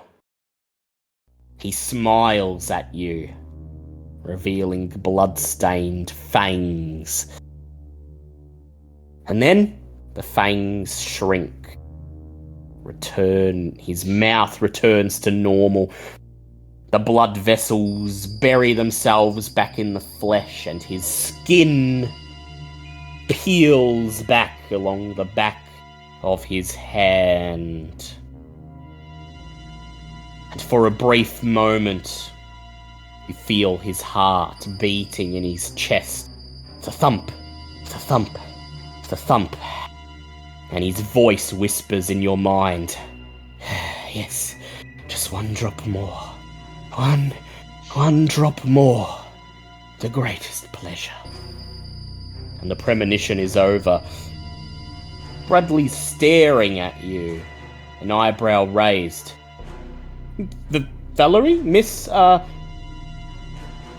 you okay? You've been quiet. You were saying something about an Elliot, and you trailed off. It's been quite a night, actually. Drink of water, perhaps? He says, motioning towards a crystal label-less bottle on his desk filled with mineral water. I appreciate the gesture, but I'm not really in the mood for water right now. Sorry, wait. Elliot, that's right. Tell me about your relationship with Elliot. Surely it's just entirely professional, of course, correct? He sighs. Okay, you've got me. Elliot Dawkins is on the board of Pentex. He's the one most directly responsible for the deals between this council and the Pentex Corporation, but it's strictly professional, you understand. Of course, that's the way it always is in politics. It's always professional. He is the one who writes the checks, as it were, and he is the one who provides the paperwork that I am to lend my signature to, and there's nothing beyond it than that. As he says this, of course, his aura flares around him bright red. See, Bradley. I can call you Bradley, right? He shrugs. Yeah, fine. You've known me under stranger names. I have indeed. I find it hard to believe that you could have so much to do with this man and not have a personal relationship with him. of some variety. I'm skeptical, you might say. Go ahead, make for me a charisma persuasion check.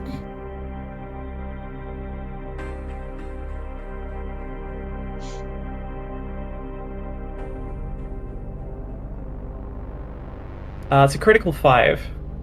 Critical 5. He rolled a 3. He says, okay, I'll give you that. You're on the ball. Let's say that Mr. Dawkins was the one primarily responsible for me being in office in the first place. But that does not mean that my dealings with Mr. Dawkins are in any way untoward or biased, or that there is any implication that he would have me acting against the best interests of my constituents. Does his aura shift in response to this? So slightly. It doesn't turn bright red, but the edges of it are flecked with orange, almost as if he's telling a half-truth. Well, I don't doubt that you've got your constituents' best interests in mind, but there's something not quite right about this. See, I have it on good authority that he's assisting you privately. And what authority would that be? He says, letting the last word hang for just an instant. Oh, you know reporters. We have our sources. They're supposed to remain anonymous for their safety.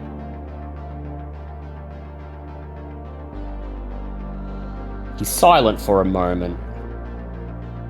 And the look on his face tells you that he desperately would like to know the names of these anonymous sources so that he could make sure they don't divulge any more of his secrets. Then he simply leans back and he says, if you will not make me a show of faith, then I feel no need to reciprocate.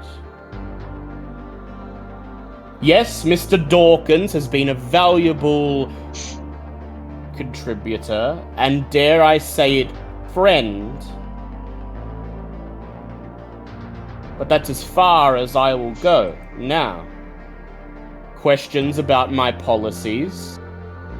Unless you wish to press the issue, I believe we shall turn the topic of this conversation to something else. Valerie looks down, without trying to make a show, at her phone to see if she's received any messages yet.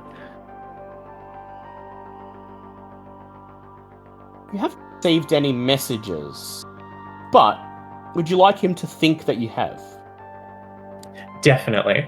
Yeah, go ahead, make me a charisma performance check.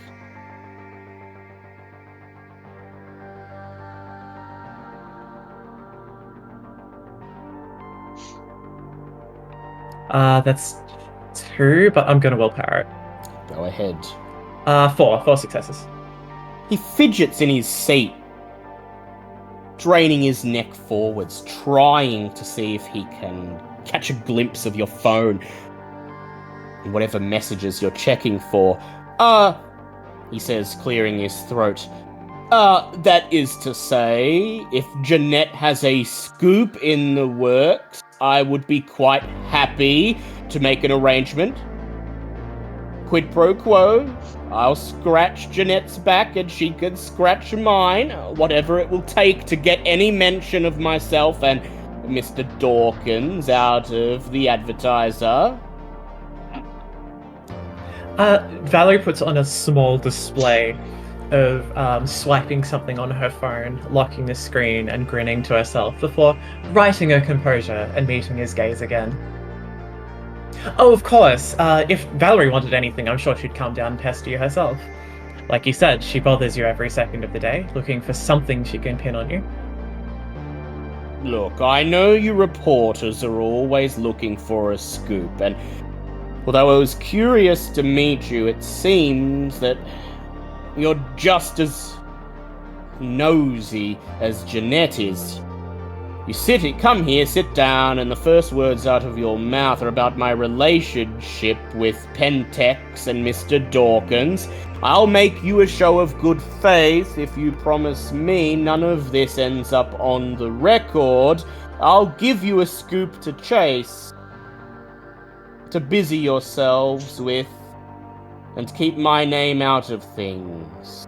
This Elvis impersonator, the one that was dug up under Sip Sip Hooray? Surely the advertiser is bursting at the seams to find out anything they can about this poor individual, right? What if I told you I knew him back in the day? And what if I told you were paying for his plastic surgery? Oh! He grits his teeth. Oh! This is totally unexpected from his part. He doesn't even have a chance to lie. He just falters. He lowers his head. Yes, I was paying for Henry's plastic surgery. Henry and I were close.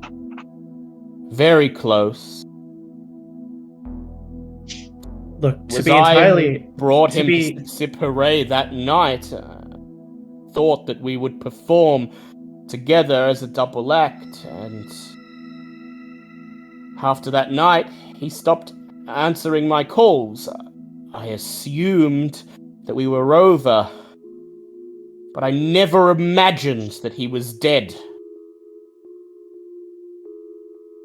I'd been paying for his plastic surgery, helping him to pay it off at least.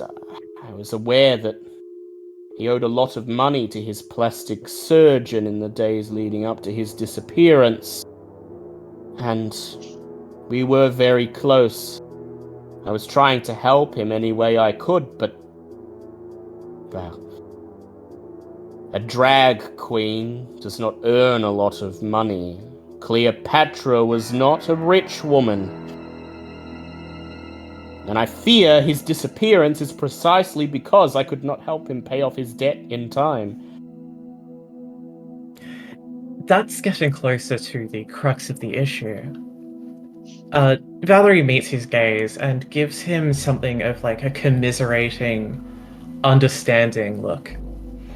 I'm not here to tell you how to conduct your private affairs, and I'm not here to try to get some kind of scoop to ruin your life or disrupt your career, but this is a matter close to my heart as well. And I need to know, has Elliot, in his very generous friendship, helped you to pay for his plastic surgery? Go ahead and make for me a charisma persuasion check.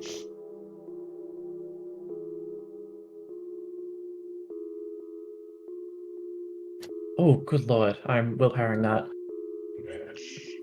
3, that's all I got. 3. 4 successes from him.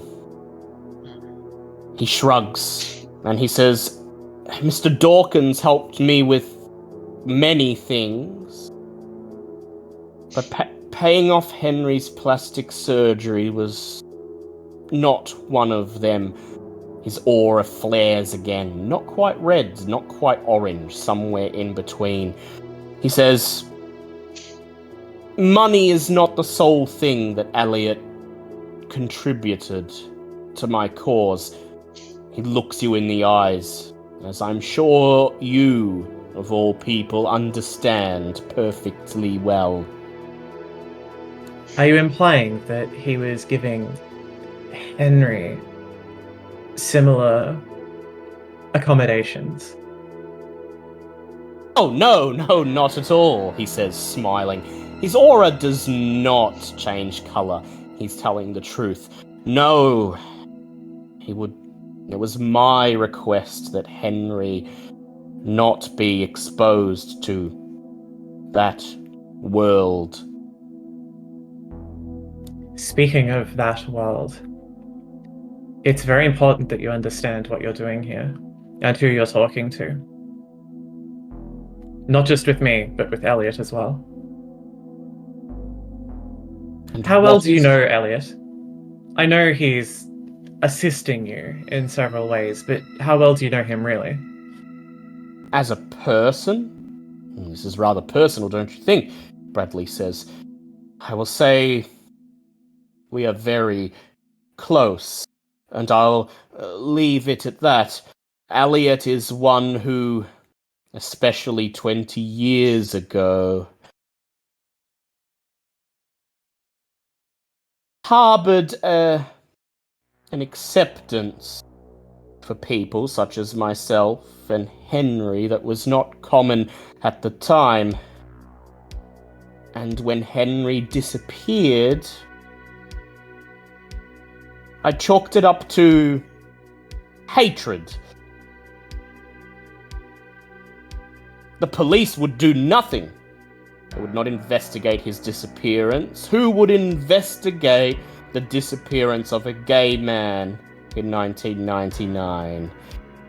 Elliot was the one who planted the seed in my mind of change, and it is he who helped me achieve this position so that I have created real, effectable change in this city. Do you understand? All too clear, unfortunately. Though I do have to ask, have you seen the reports? Do you know how Henry died? He hangs his head. I have. Somebody drained him of blood. And I must confess, he looks towards you, and you can tell he's fighting an internal battle. And he says, I asked Elliot about it, and he refused to speak, told me to talk of other things, but it's quite clear to me that Henry was murdered by one of your kind.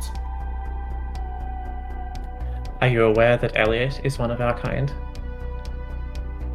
But of course, he says,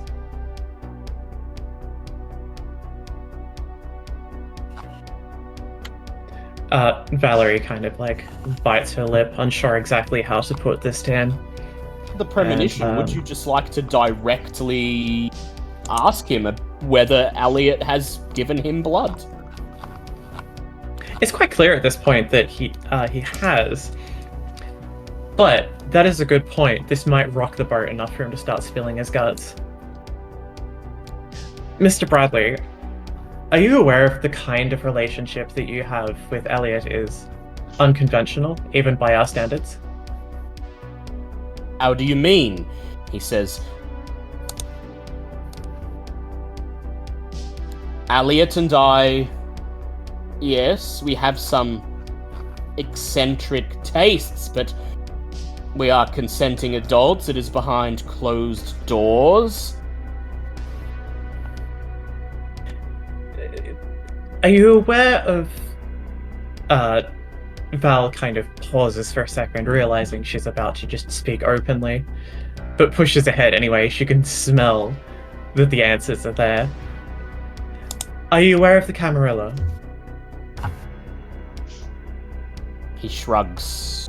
I've never heard of such a thing, although Elliot has mentioned it. Yes, he said.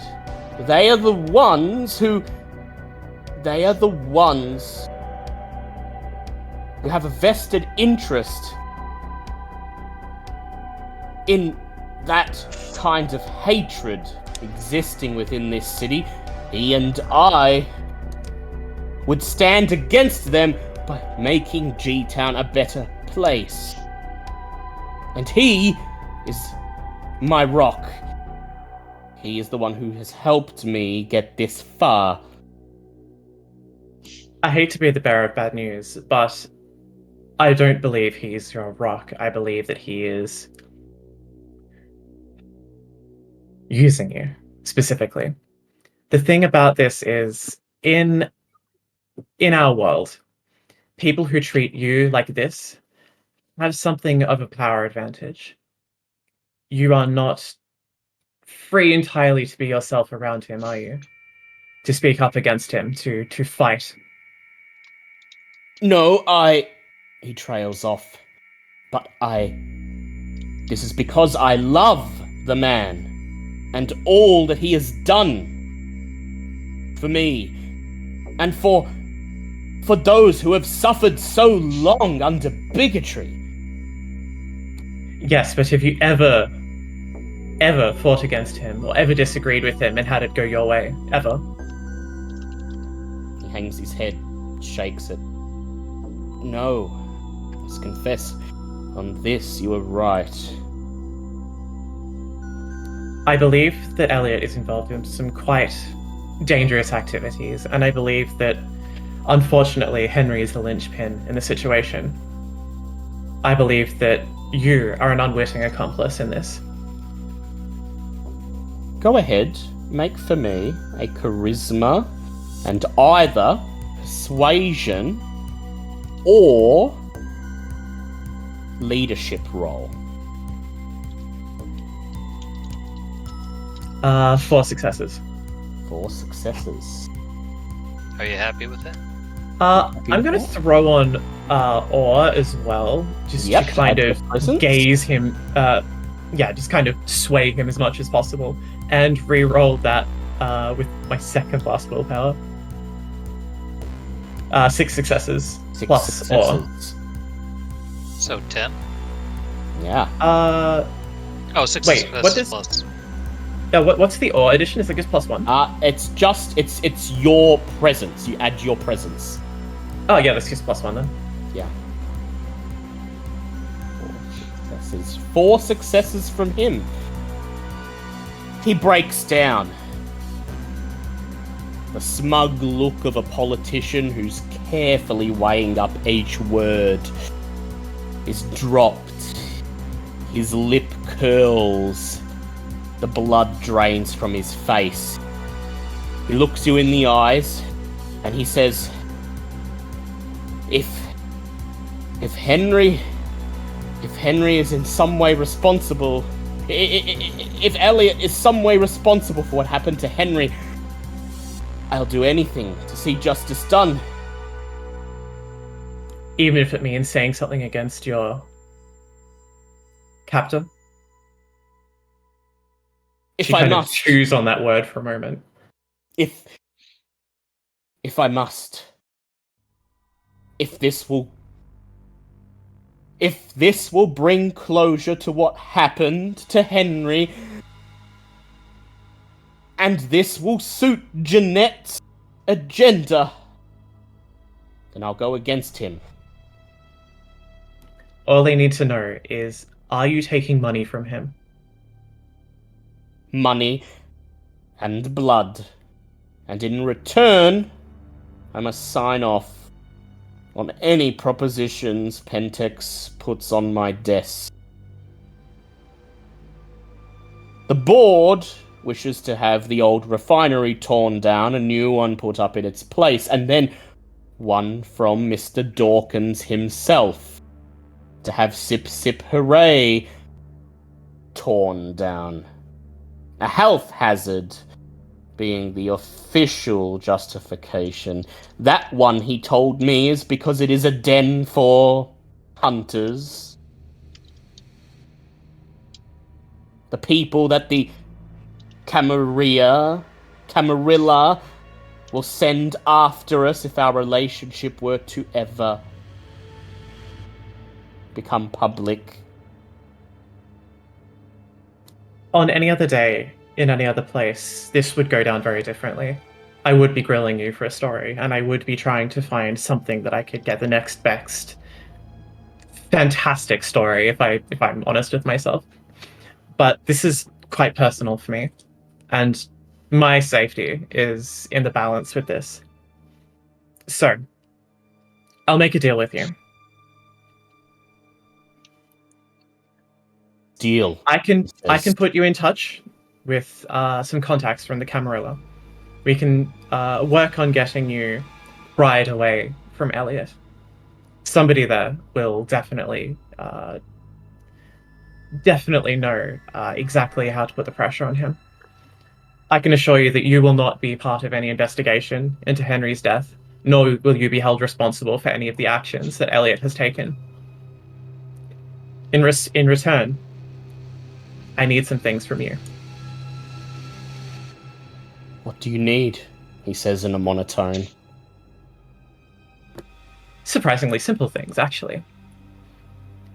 I need you to stop trying to tear down the old refinery. Give it a heritage listing instead. I won't discuss why, but this is vitally important. Heritage listing. I can push for that. I have some who owe me some favors in the Chamber of Commerce. And secondly, not just for my sake and for my benefactors, but for your own and your memory of Henry. Stop trying to destroy Lucky's bar. Leave it be. Very well, he says. He clasps his hands together.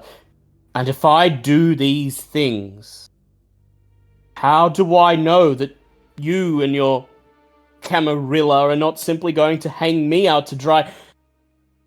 If Elliot Dawkins is merely using me, how do I know that you are not simply doing the same?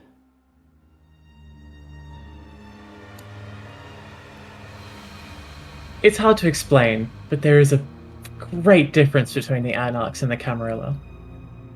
You should take us at our word and never take theirs at theirs. Give me a final charisma and either leadership or persuasion check. You may add your presence because you're using awe. Success of 7.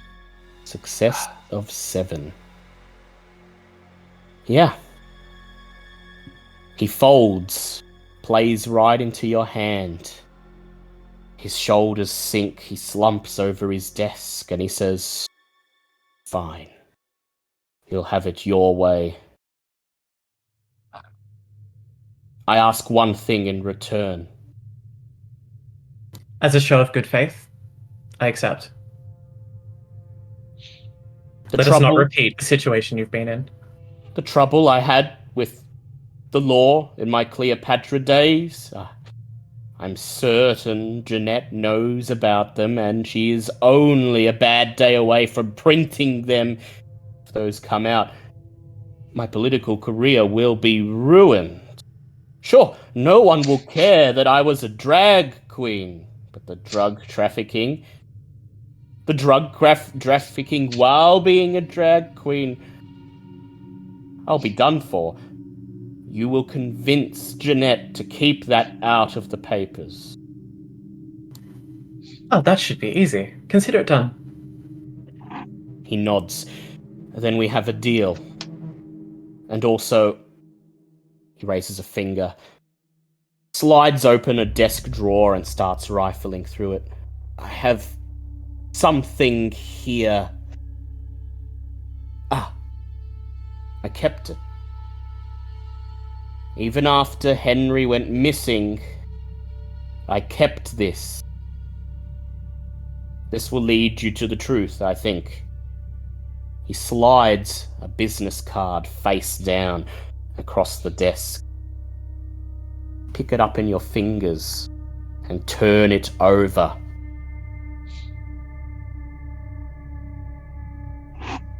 Dr. Jonathan White, Waterfront Tuck and Tweak, Plastic Surgery, and an address.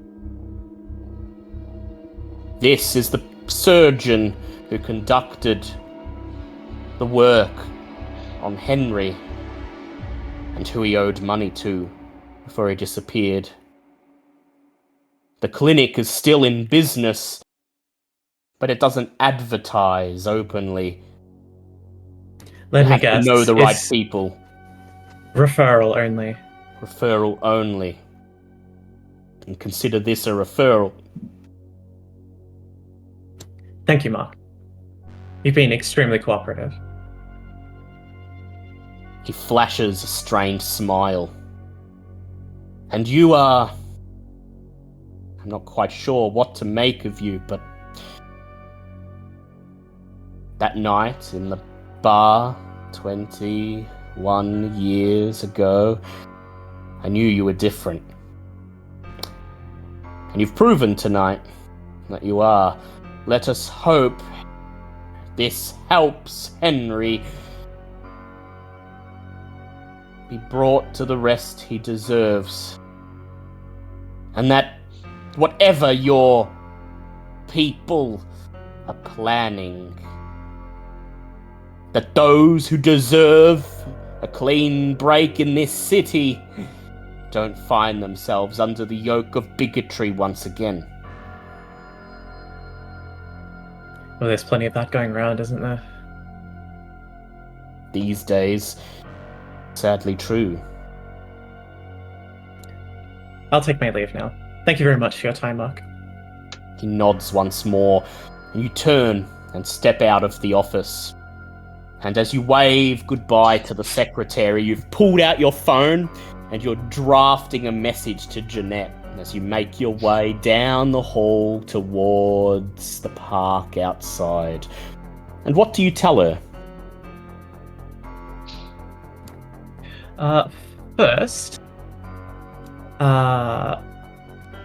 First, Valerie is activating Blush of Life. It's kind of a ritual of hers after an interrogation or just a grilling of some variety. And she tells Jeanette that Elliot is indeed payrolling Mark. She leans against the cold stone wall of City Hall, rouses the blood, colour flushes into her cheeks, and then as she sends the message to Jeanette, she reaches into her purse, pulls out a cigarette, and lights it, taking a puff, blowing a plume of smoke into the humid night air. Did you get hungrier from that rouse? She did, yeah. She did. I will give you back a point of willpower, though, for following your normal ritual. All right. What's your hunger at now? 3. 3. And Just with like that, yeah. as an addendum, she's going to message Jeanette and say the leverage against Mark is off the table now. I hope you understand. Table. Your phone beeps 30 seconds later. There's a thumbs up and then a follow-up. It's okay. We got what we needed. Tomorrow's headline: Mark Bradley, champion of the disenfranchised. Let's start puffing him up if he's going to work for us. Valerie is kind of like basks in the success and feels her heartbeat just like out of her chest from the experience of getting exactly what she wanted from him. So, Tig, you've already eaten, but Cross, Bouncer, Val, Mitch, what's your hunger looking like? Cross is Val's at still 2. Cross is at 2. Mitch, you're at 3. Yes. Bouncer, you're going to do something else. You can't hunt yet, but what's your hunger at? I'm at 3 as well. 3 as well. Slightly more pressingly, perhaps, Cross is down 3 willpower. No, it has 7 total. Yeah, but it is down 3. Yeah. So would anyone like to hunt? You probably Yeah. have enough time to hunt before the night is over. Not Bouncer, unfortunately. Once Bouncer's checked in with Lisa, it'll be time for the day sleep, so you'll probably have to hunt tomorrow. So, Cross, you want to hunt? Oh, well, I think I got... Yeah. I think I got some blood from that cadaver, or that Yeah. guy that You do. Cross made into a cadaver. Yeah. So as you sit in the back of the Uber that carries you back to your haven for the night, Cross, you pop open the silver attaché case that contains all your instruments, all your ritual components, and you reach for the bags of blood, the remains of Officer Brick of the Victorian Police. Juice box, you say to the Uber driver, raising it. He shrugs, reaches over, turns the knob on the radio, filling the car with extremely loud Bollywood music. As Cross brings the blood bag to its lips and drinks deep. You may reduce your hunger to 1, Cross. Lovely. If you Would drain like all to of the blood. Yep. would like to get some more bags when possible. Yeah. Would you like to do that before retiring for the night? Yeah, let's do it. Yeah. So your predator type is bagger. So I'm going to get the predator types up. And I'm sorry, the session might go 20 minutes longer than usual. Just because I want to get Bouncer's thing done, but I also want Oh, no to worries. get you guys to hunt. It's intelligence streetwise if you're looking Yeah, for it that. is intelligence streetwise. So go ahead and make for me an intelligence streetwise check, Cross. 1 success. 1 success. So, Cross, Really up that streetwise. how do you usually procure your bags of blood? I feel like Cross just sneaks into any local clinic that would keep something on Yeah. site.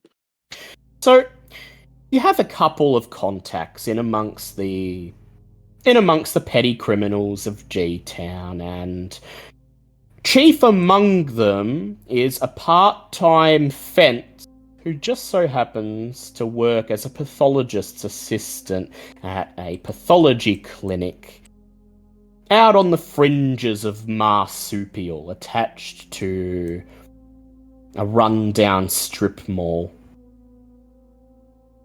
You tap the driver on the back of the head to get his attention and tell him to take a detour to Marsupial Village Shopping Centre, and then you send a message through to your contact, Joe, asking him to leave the back door of the clinic open when he finishes his cleaning and clocks off for the night.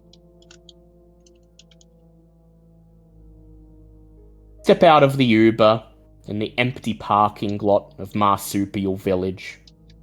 All of the shops shut at this time of night, save for the requisite O'Tolly's restaurant that's open at all hours. A couple of ferals gathered in a group next to a dumpster in front of a shuttered $2 variety store eye you suspiciously as you walk past them.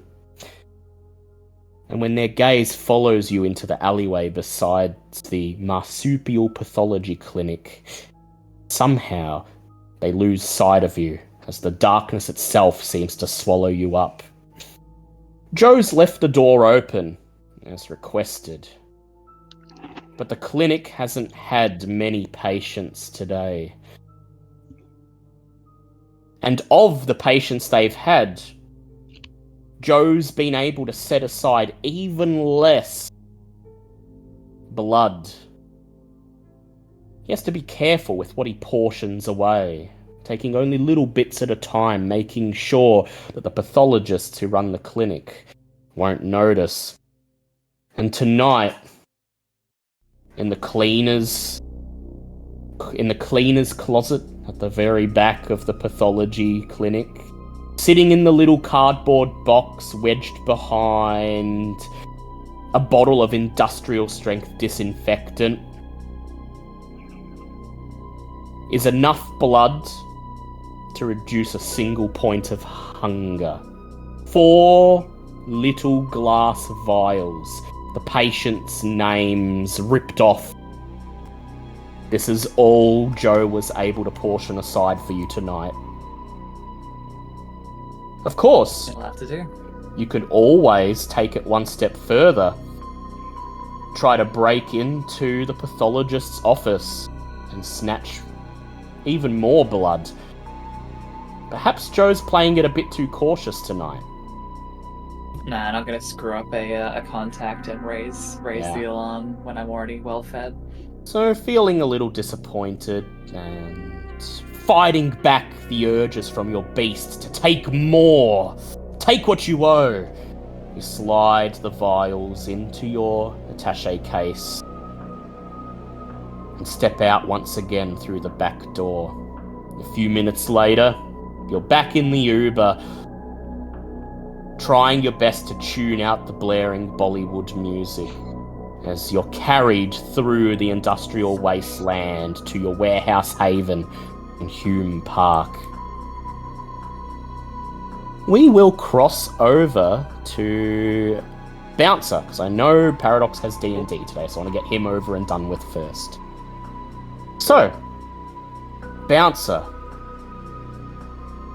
you arrive at Lisa's address. A rental property out in South Gateway. This is the type of middle-class suburb that usually an employee in this very specific industry that Lisa works in would not be able to afford. But Melissa, the owner of the club, takes care of her girls, pays them far more than they deserve, and Bouncer, for your part, you chip in when you can. And so it's no surprise to you at all when you turn up at the address you're given and find a fairly respectable-looking 3-bedroom suburban townhouse, complete with a Holden sedan in the driveway that's only 4 years old. And as soon as you arrive, your predator's senses are on edge. Something's wrong. The lights are off, the blinds drawn on every window. The car sits in the driveway, unused, and a thin layer of dust sits on the bodywork, indicating it's not been driven in quite some time.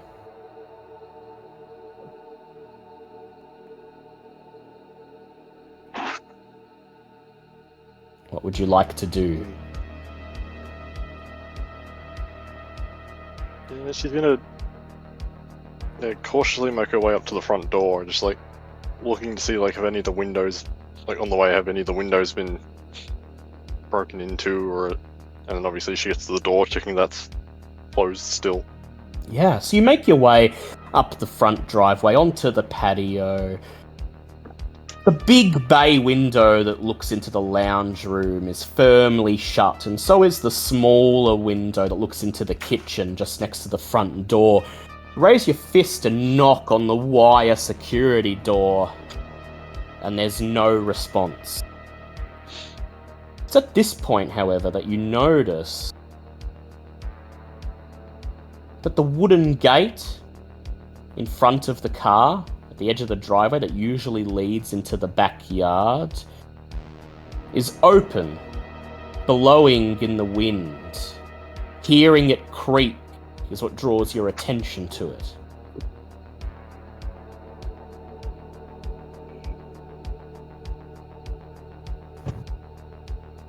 Yeah, she'll make her way through the gate, keeping an eye out for any like footprints or anything she notices. You step down off the patio and pull open the gate, stepping into the backyard. The lawn is tangled, overgrown, a mess. At least a couple weeks overdue for a service. And then you approach the back door and the adjoining laundry window, and as you do, I'd like you to make a wits investigate check for me.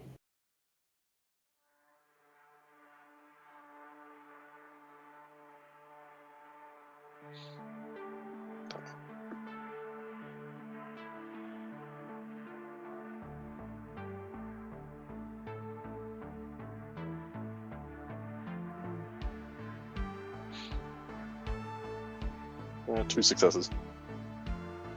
As you make your way to the back door, you notice that the tangled lawn in several places is flattened, as if something heavy pressed down upon it. These spots are far enough apart that they could be evidence that someone has walked through here. If these are indeed footprints, you see a trail of them leading to the back fence. Beyond the back fence is a stretch of parkland that runs along the back of the adjoining street. The trees in the park are thickly concentrated, close together.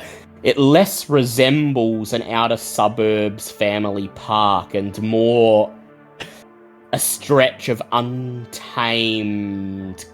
wilderness. Furthermore, although the laundry door is shut and the screen door behind it held firmly in place, the laundry window is ever so slightly open, the clasp broken, dangling on the white weatherboard as if somebody smashed it with a blunt object.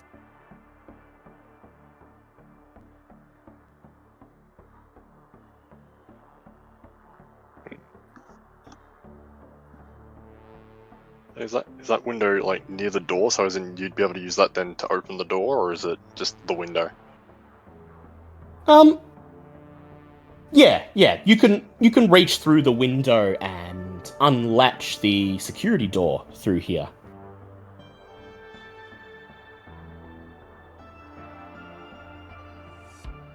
Yeah, she'll go back to the truck. Yeah, so she'll go reach through to unlatch the door to get in.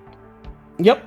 Unlatch the back door, pull it open, and step into the laundry. And as soon as you step into the laundry and pull the door shut behind you, your beast perks up. Ah, do you smell that? As the rusty, metallic, sweet, earthy scent of blood and decay tickles your nostrils.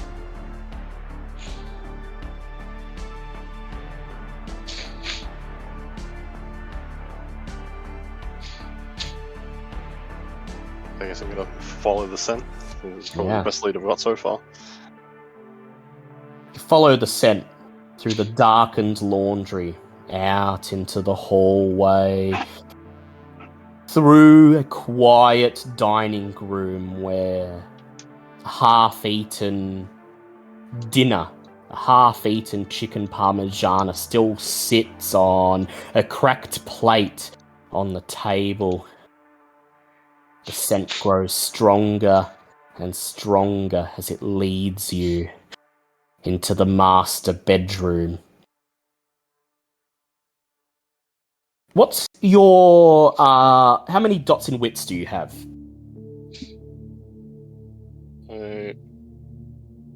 Wits is 3.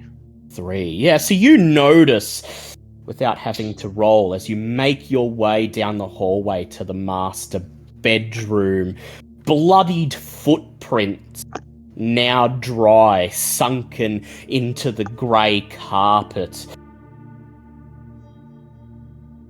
leading from the dining room to the master bedroom, and it is quite clear to you that somebody fled this way in a hurry, scrambled to the bedroom to try and hide, to try and block their attacker. But it didn't work.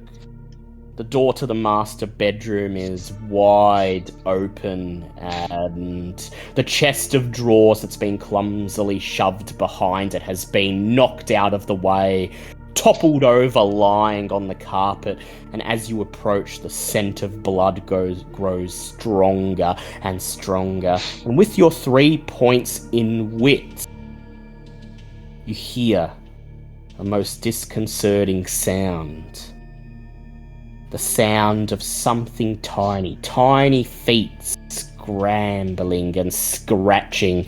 The sound of flesh being torn from bones.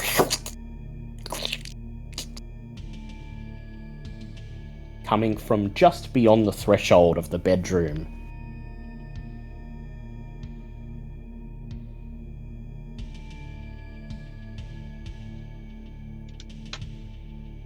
guess what this is, but yeah, it's just gonna push open the door. Push open the door the rest of the way, and is there anything you'd like to rouse or anything you'd like to prepare as you step in? As you're aware and you hear this sound, knowing what might be awaiting on the other side?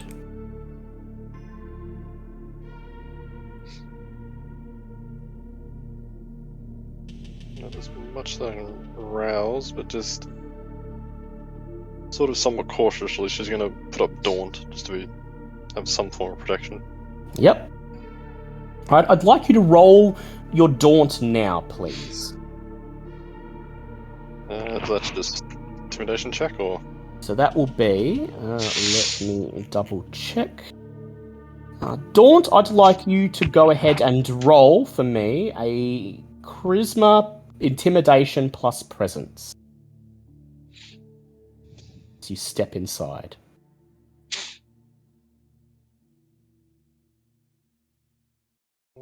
Plus presence, so that's...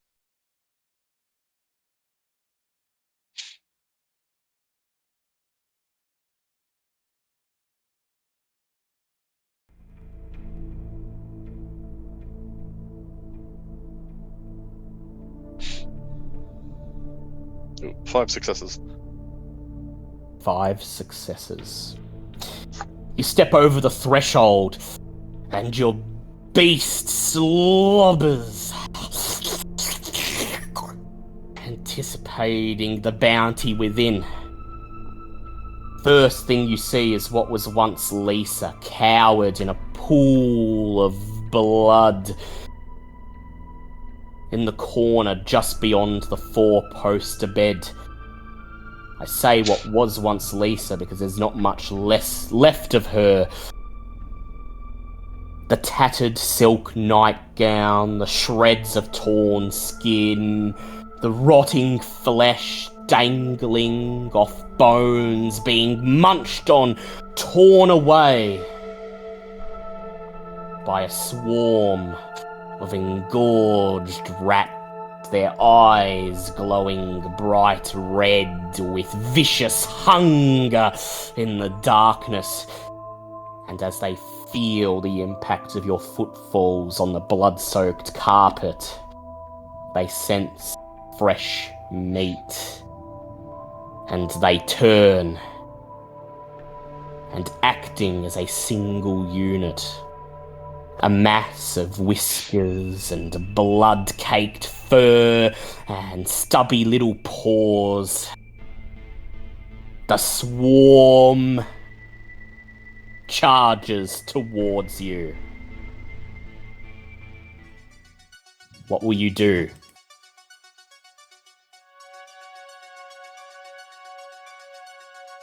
Okay, well, yeah.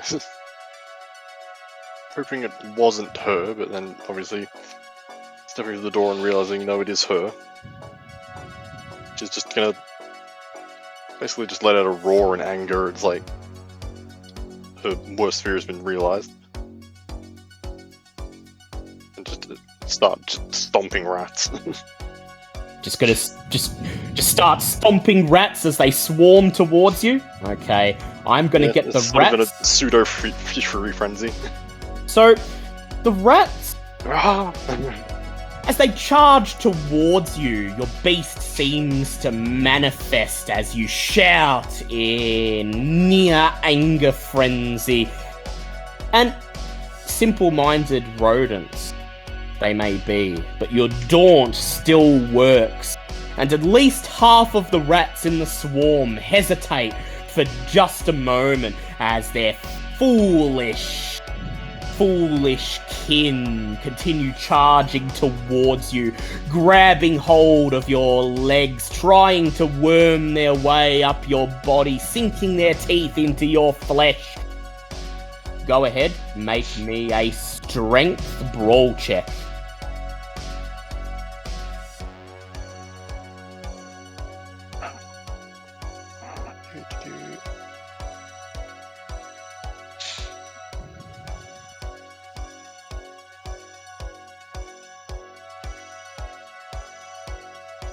Yes.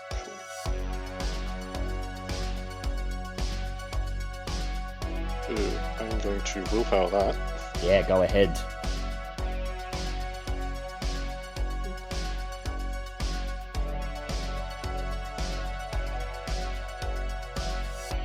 Only brought up to 3 successes.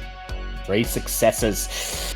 You stomp and smash and punch the rats, but there's far more than you originally thought there were. There's got to be at least 30, 40 rats packed into this tiny room, and you're only one person, and before you know it, they're swarming all over you, pulling you down to the floor, and as you land with a thump, the rats swarm over you, chittering as they dig their teeth into your flesh and begin to feast.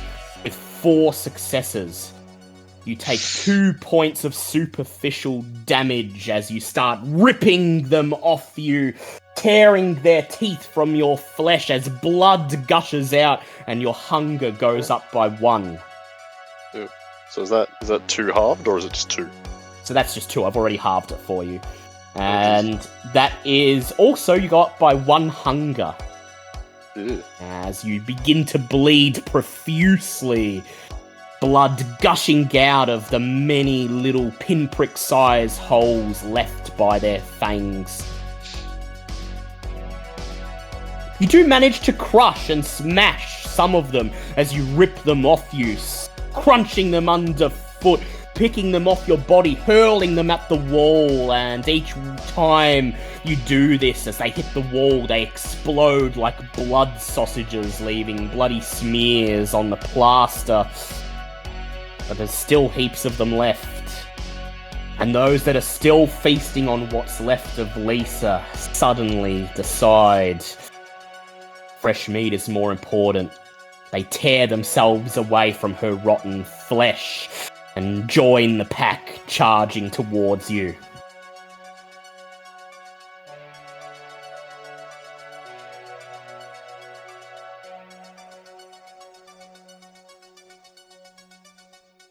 Yeah, she wants to keep fighting, but realizes these are not normal rats, and this is a bad situation.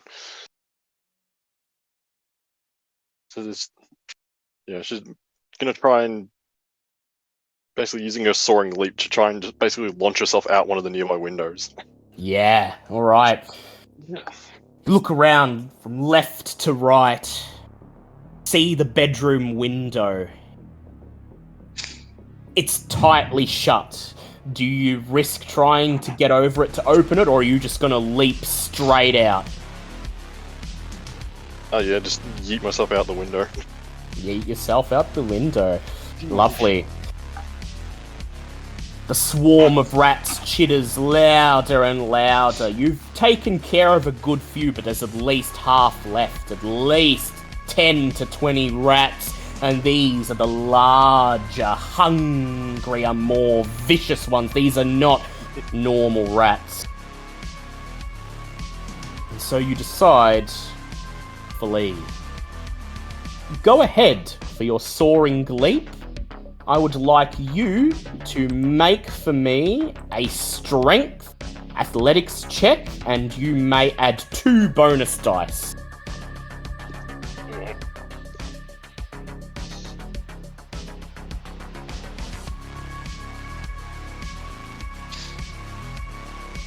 Oh, hunger.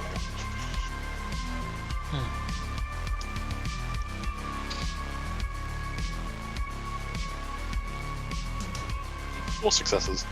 4 successes.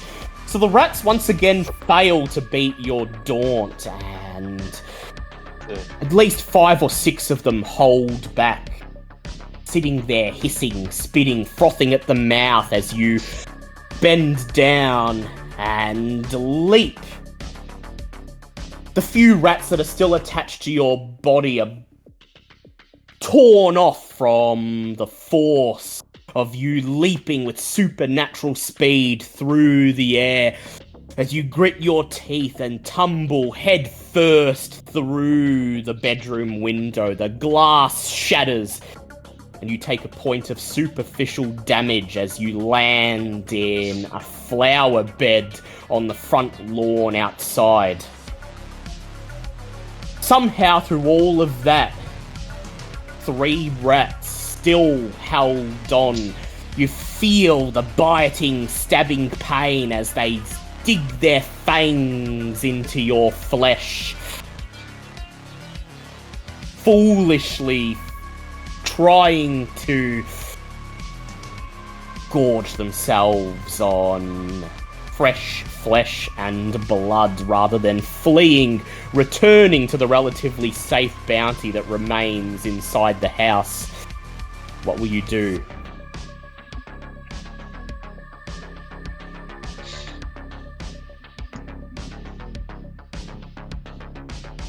Yeah, she's gonna try and like swat the last 2 rats off and then try and leave the area. Run for it. Yep. Yeah. Alright. Go ahead. Make me Assuming she's got all the information she's gonna get from here. There's probably more in there, but there's all those Yeah. rats. And on your own, they might be a tad tough to deal with. So go ahead, make me a strength brawl check.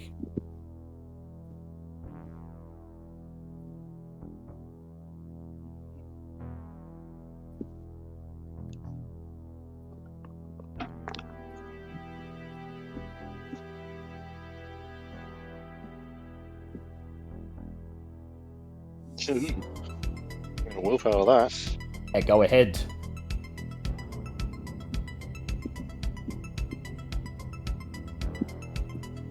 So it's 1 success instead of a total failure.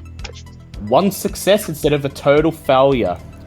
So they roll and get 3 successes. You take 1 point of superficial damage as a rat sinks its teeth into your neck. Yeah. Your hunger doesn't go up, but your beast shrieks in pain as you reach up, grab this huge rat in your hands, and crush it.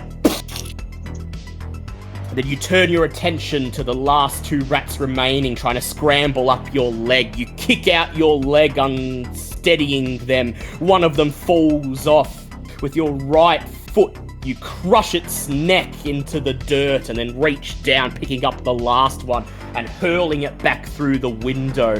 You hear a loud thump as it collides with something within, but you don't stop to see what remains of it. Instead, you turn, and your beast, whimpering, cowering like a feral dog. You summon the blood that remains within your person. Soaring leap, jumping over the wooden fence that separates this block of land from the parkland next to it, and fleeing into the safety and shadows of the trees.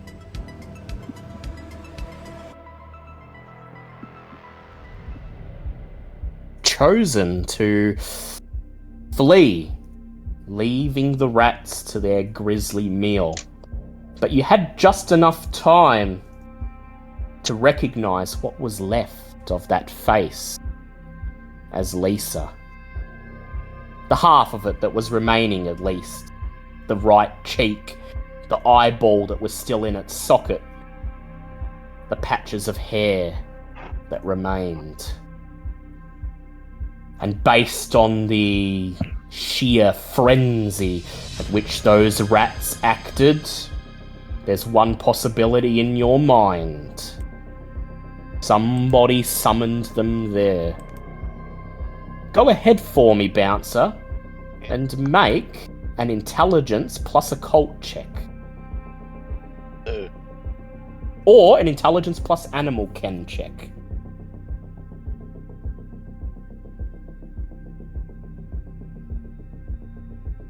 Same either way, I have neither. So just intelligence then.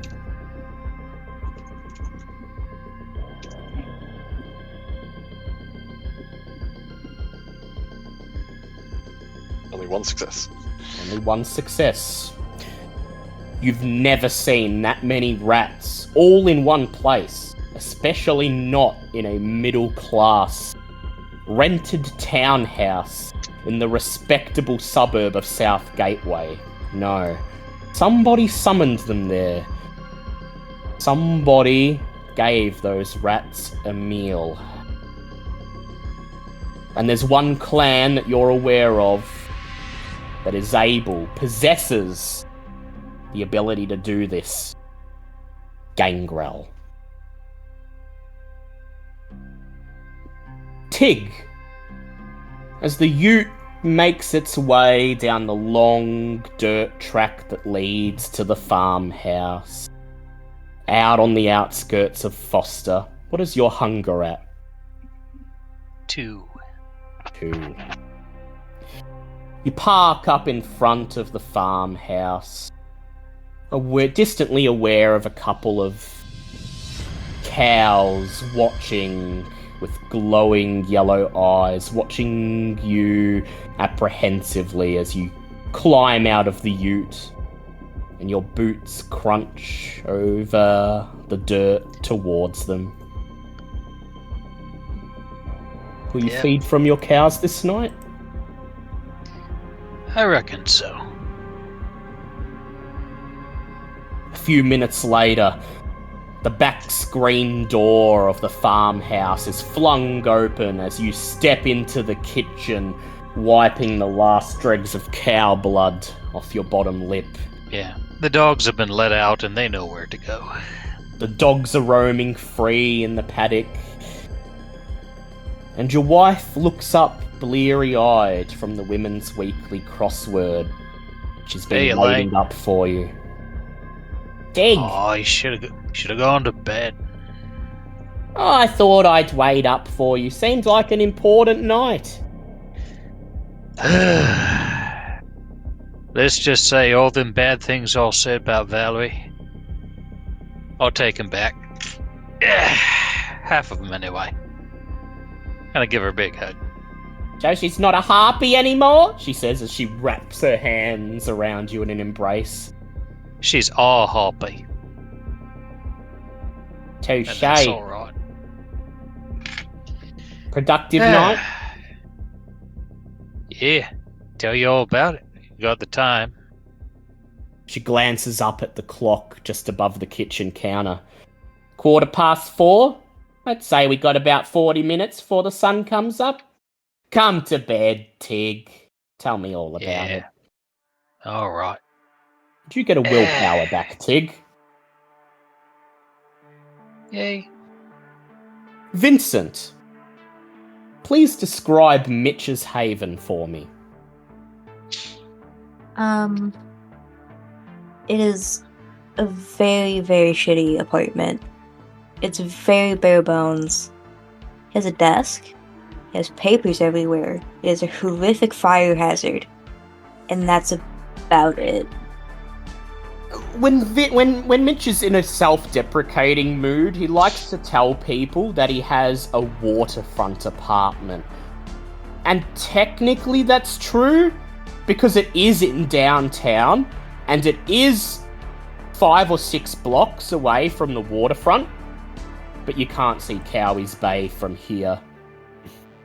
Instead, the window of his makeshift study, which is little more than an empty room and a desk covered in stacks of papers nearly as high as him, just looks out onto downtown G-Town, specifically down on Ballerine Road, where the dregs of the underclass, the clubbers, the revelers, the junkies, scatter into the darkness like cockroaches as they sense the oncoming of the day.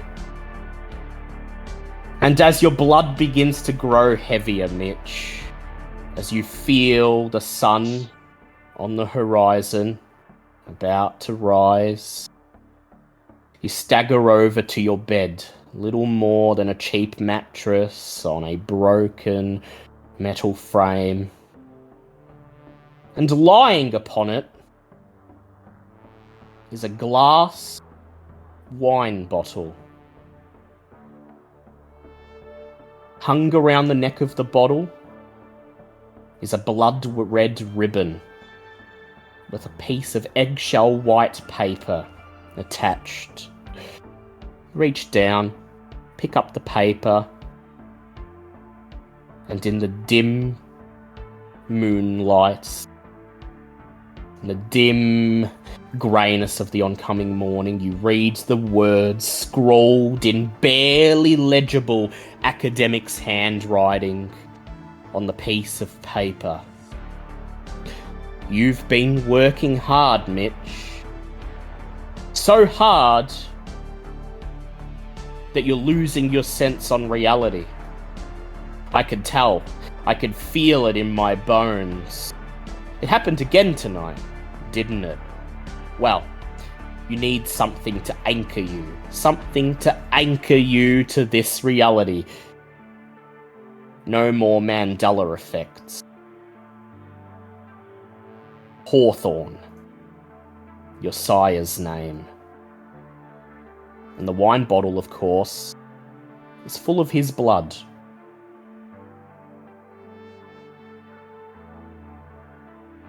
You have a choice, Mitch.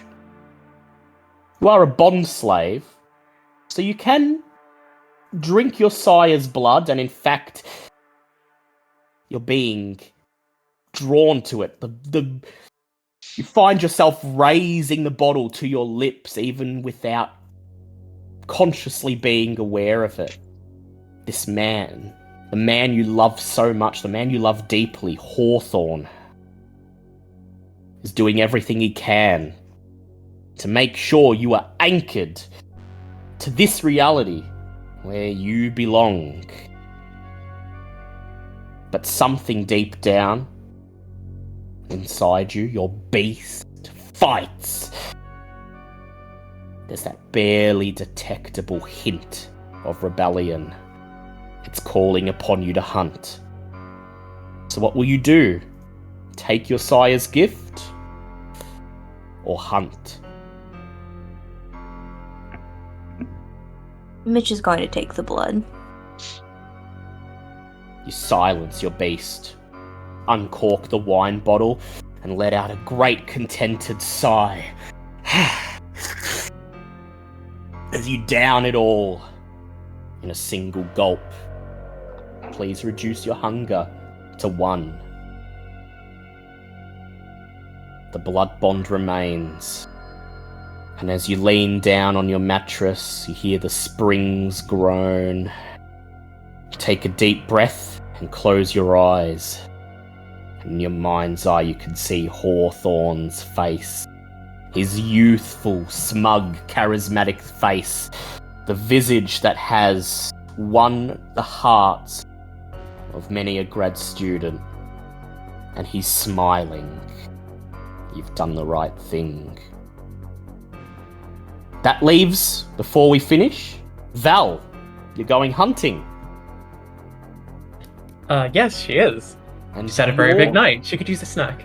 Yeah, and your predator type is, of course, manic pixie predator. That it is indeed. Manic pixie predator. You feed and leave. Finding suitors is easy enough, but finding a new date each time you're hungry is not practical. So you have a very unusual way of hunting, Valerie.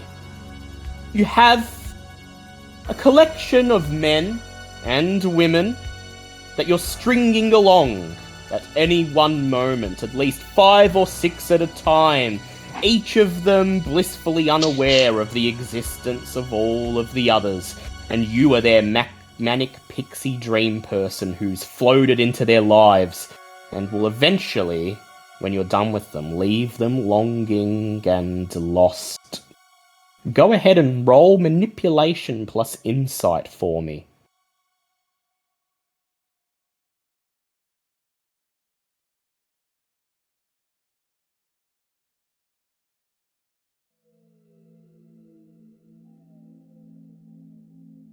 That's 2 successes.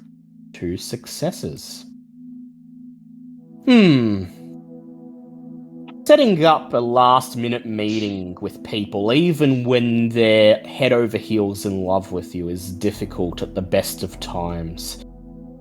When your insides are gnawing with hunger, and your beast is screaming at you to find one of these people and take what you need it's even harder. So you only have the option of one of your suitors tonight. So tell me, Val, man or woman? So in this circumstance, Valerie has a little burner phone. It's barely a burner phone anymore because she's kept it for so long. It's an old little phone she keeps in her pocket, turned off, and she only turns it on to receive messages exactly when she wants to get her feed. And of course, as you turn it on, you find it loaded with messages, at least 28 of them from this one specific person. They are dying to see you. They've been missing you all day. They cannot live without you. Who are they? So this specific person is contender for their stalker, but never quite ascended to those ranks. They're a young student in their early 20s, and his name. She actually doesn't have his name yet. He's just student from bar 3 in her phone. But she remembers him quite fondly from several months ago. She hasn't called him back yet or anything like that. But yeah, he's the one who's pestering her at the moment. It's been far too long for him. She's been feeding him just enough to keep him on her leash. Loving messages, racy pictures. You haven't met in person in quite a few nights. That doesn't mean much to him, though. You text him a time and a place. The bar down the street. 10 minutes from now. And he'll be there. It turns out his name is Everett. Everett Downs. And you're sure he's told you that at some point. But it didn't make it from your short-term memory into your long-term. He has drinks waiting on the bar when you enter. Your favourite. You don't remember telling him your favourite, but he knows it nonetheless. He knows everything about you, and he is ready to serve his queen. You enjoy some drinks. You talk to him, manipulating him in just the right way, gaslighting him, pulling those strings, turning those dials, getting him hot and bothered in just the right way. And then, you innocuously drop the line, "Shall we get a room?" And he's all for it. Half an hour later, you're stepping out of the entrance of the Centennial Hotel, alone. Your hunger reduced to 1. Your beast sighing in anticipation. And in the bedroom, up on the second floor, in room 103, Everett Downs lazes on the bed. You told him you needed to freshen up, but you've already taken what you needed. Already taken what you wanted. It's surprising how often that works. On the same person as well. And he won't see you again for a few more months to come. And that concludes this session. Well done, guys. That was a good session. Oh, yeah. Everybody got a moment. Yeah. So, as you retire for the night... Everyone got a moment. I had to count sand. You had to count bits of sand, yeah. Well, you know. No, you saw the catch on the armor. Yeah, you did see the catch on the armor, and that could have ended up a lot bloodier. Instead, those 2 hunters still have their lives. And you've made progress on your investigation. You've got evidence that Barry Jr. is responsible for at least some of these deaths. You haven't yet tied him to Elvis. But you still have one more night left. One final night to do your investigations. And if my new NOS buddy comes through and gets that videotape. Yeah. And now we know how Barry's disposing of his kills. Yeah. He's graduated to summoning animals to eat them. Yeah. Seems to be a recent development. Yeah. But there's only 2 clans that traditionally know how to do this, and one of them's Gangrel. Could be something worth pointing out when the time comes to defend yourselves. So, as you succumb to the day sleep, as the sun rises and washes away the darkness and the city on the bay awakens, you all receive 2 experience points. And those of you who are damaged may go ahead and get a free heal of superficial damage as allowed by your blood potency. You also regain willpower equal to your composure or resolve, whichever is higher. Oh, thank goodness. I think I was down to Love 1. having 4 resolve. Yeah, lots of willpower back. So I don't believe any of you are at blood potency 2. So Tig and Mitch and Bouncer, that is 1 free superficial damage healed overnight. Yep. As you return to the state you were in at the time of death. We're still waiting on Cross's stain, aren't we? I would like you to roll for that now, please, Cross. Okay. Can't wait to awaken into a hunger frenzy. One day yeah. I'll remember Yeah, how to sounds do great. it. Yeah. Yeah, you got to hunt first thing tomorrow night. One day I'll remember how to do a stain roll. All right, so what you're going to do is I'd like you to roll your humanity that you have. So you would have started at 7 humanity and you have 1 stain. So that would leave 2 dice to roll. Roll 2 dice. That's a total failure. Total failure. Ooh. Your humanity So it drops begins. to 6. Thus begins the decline.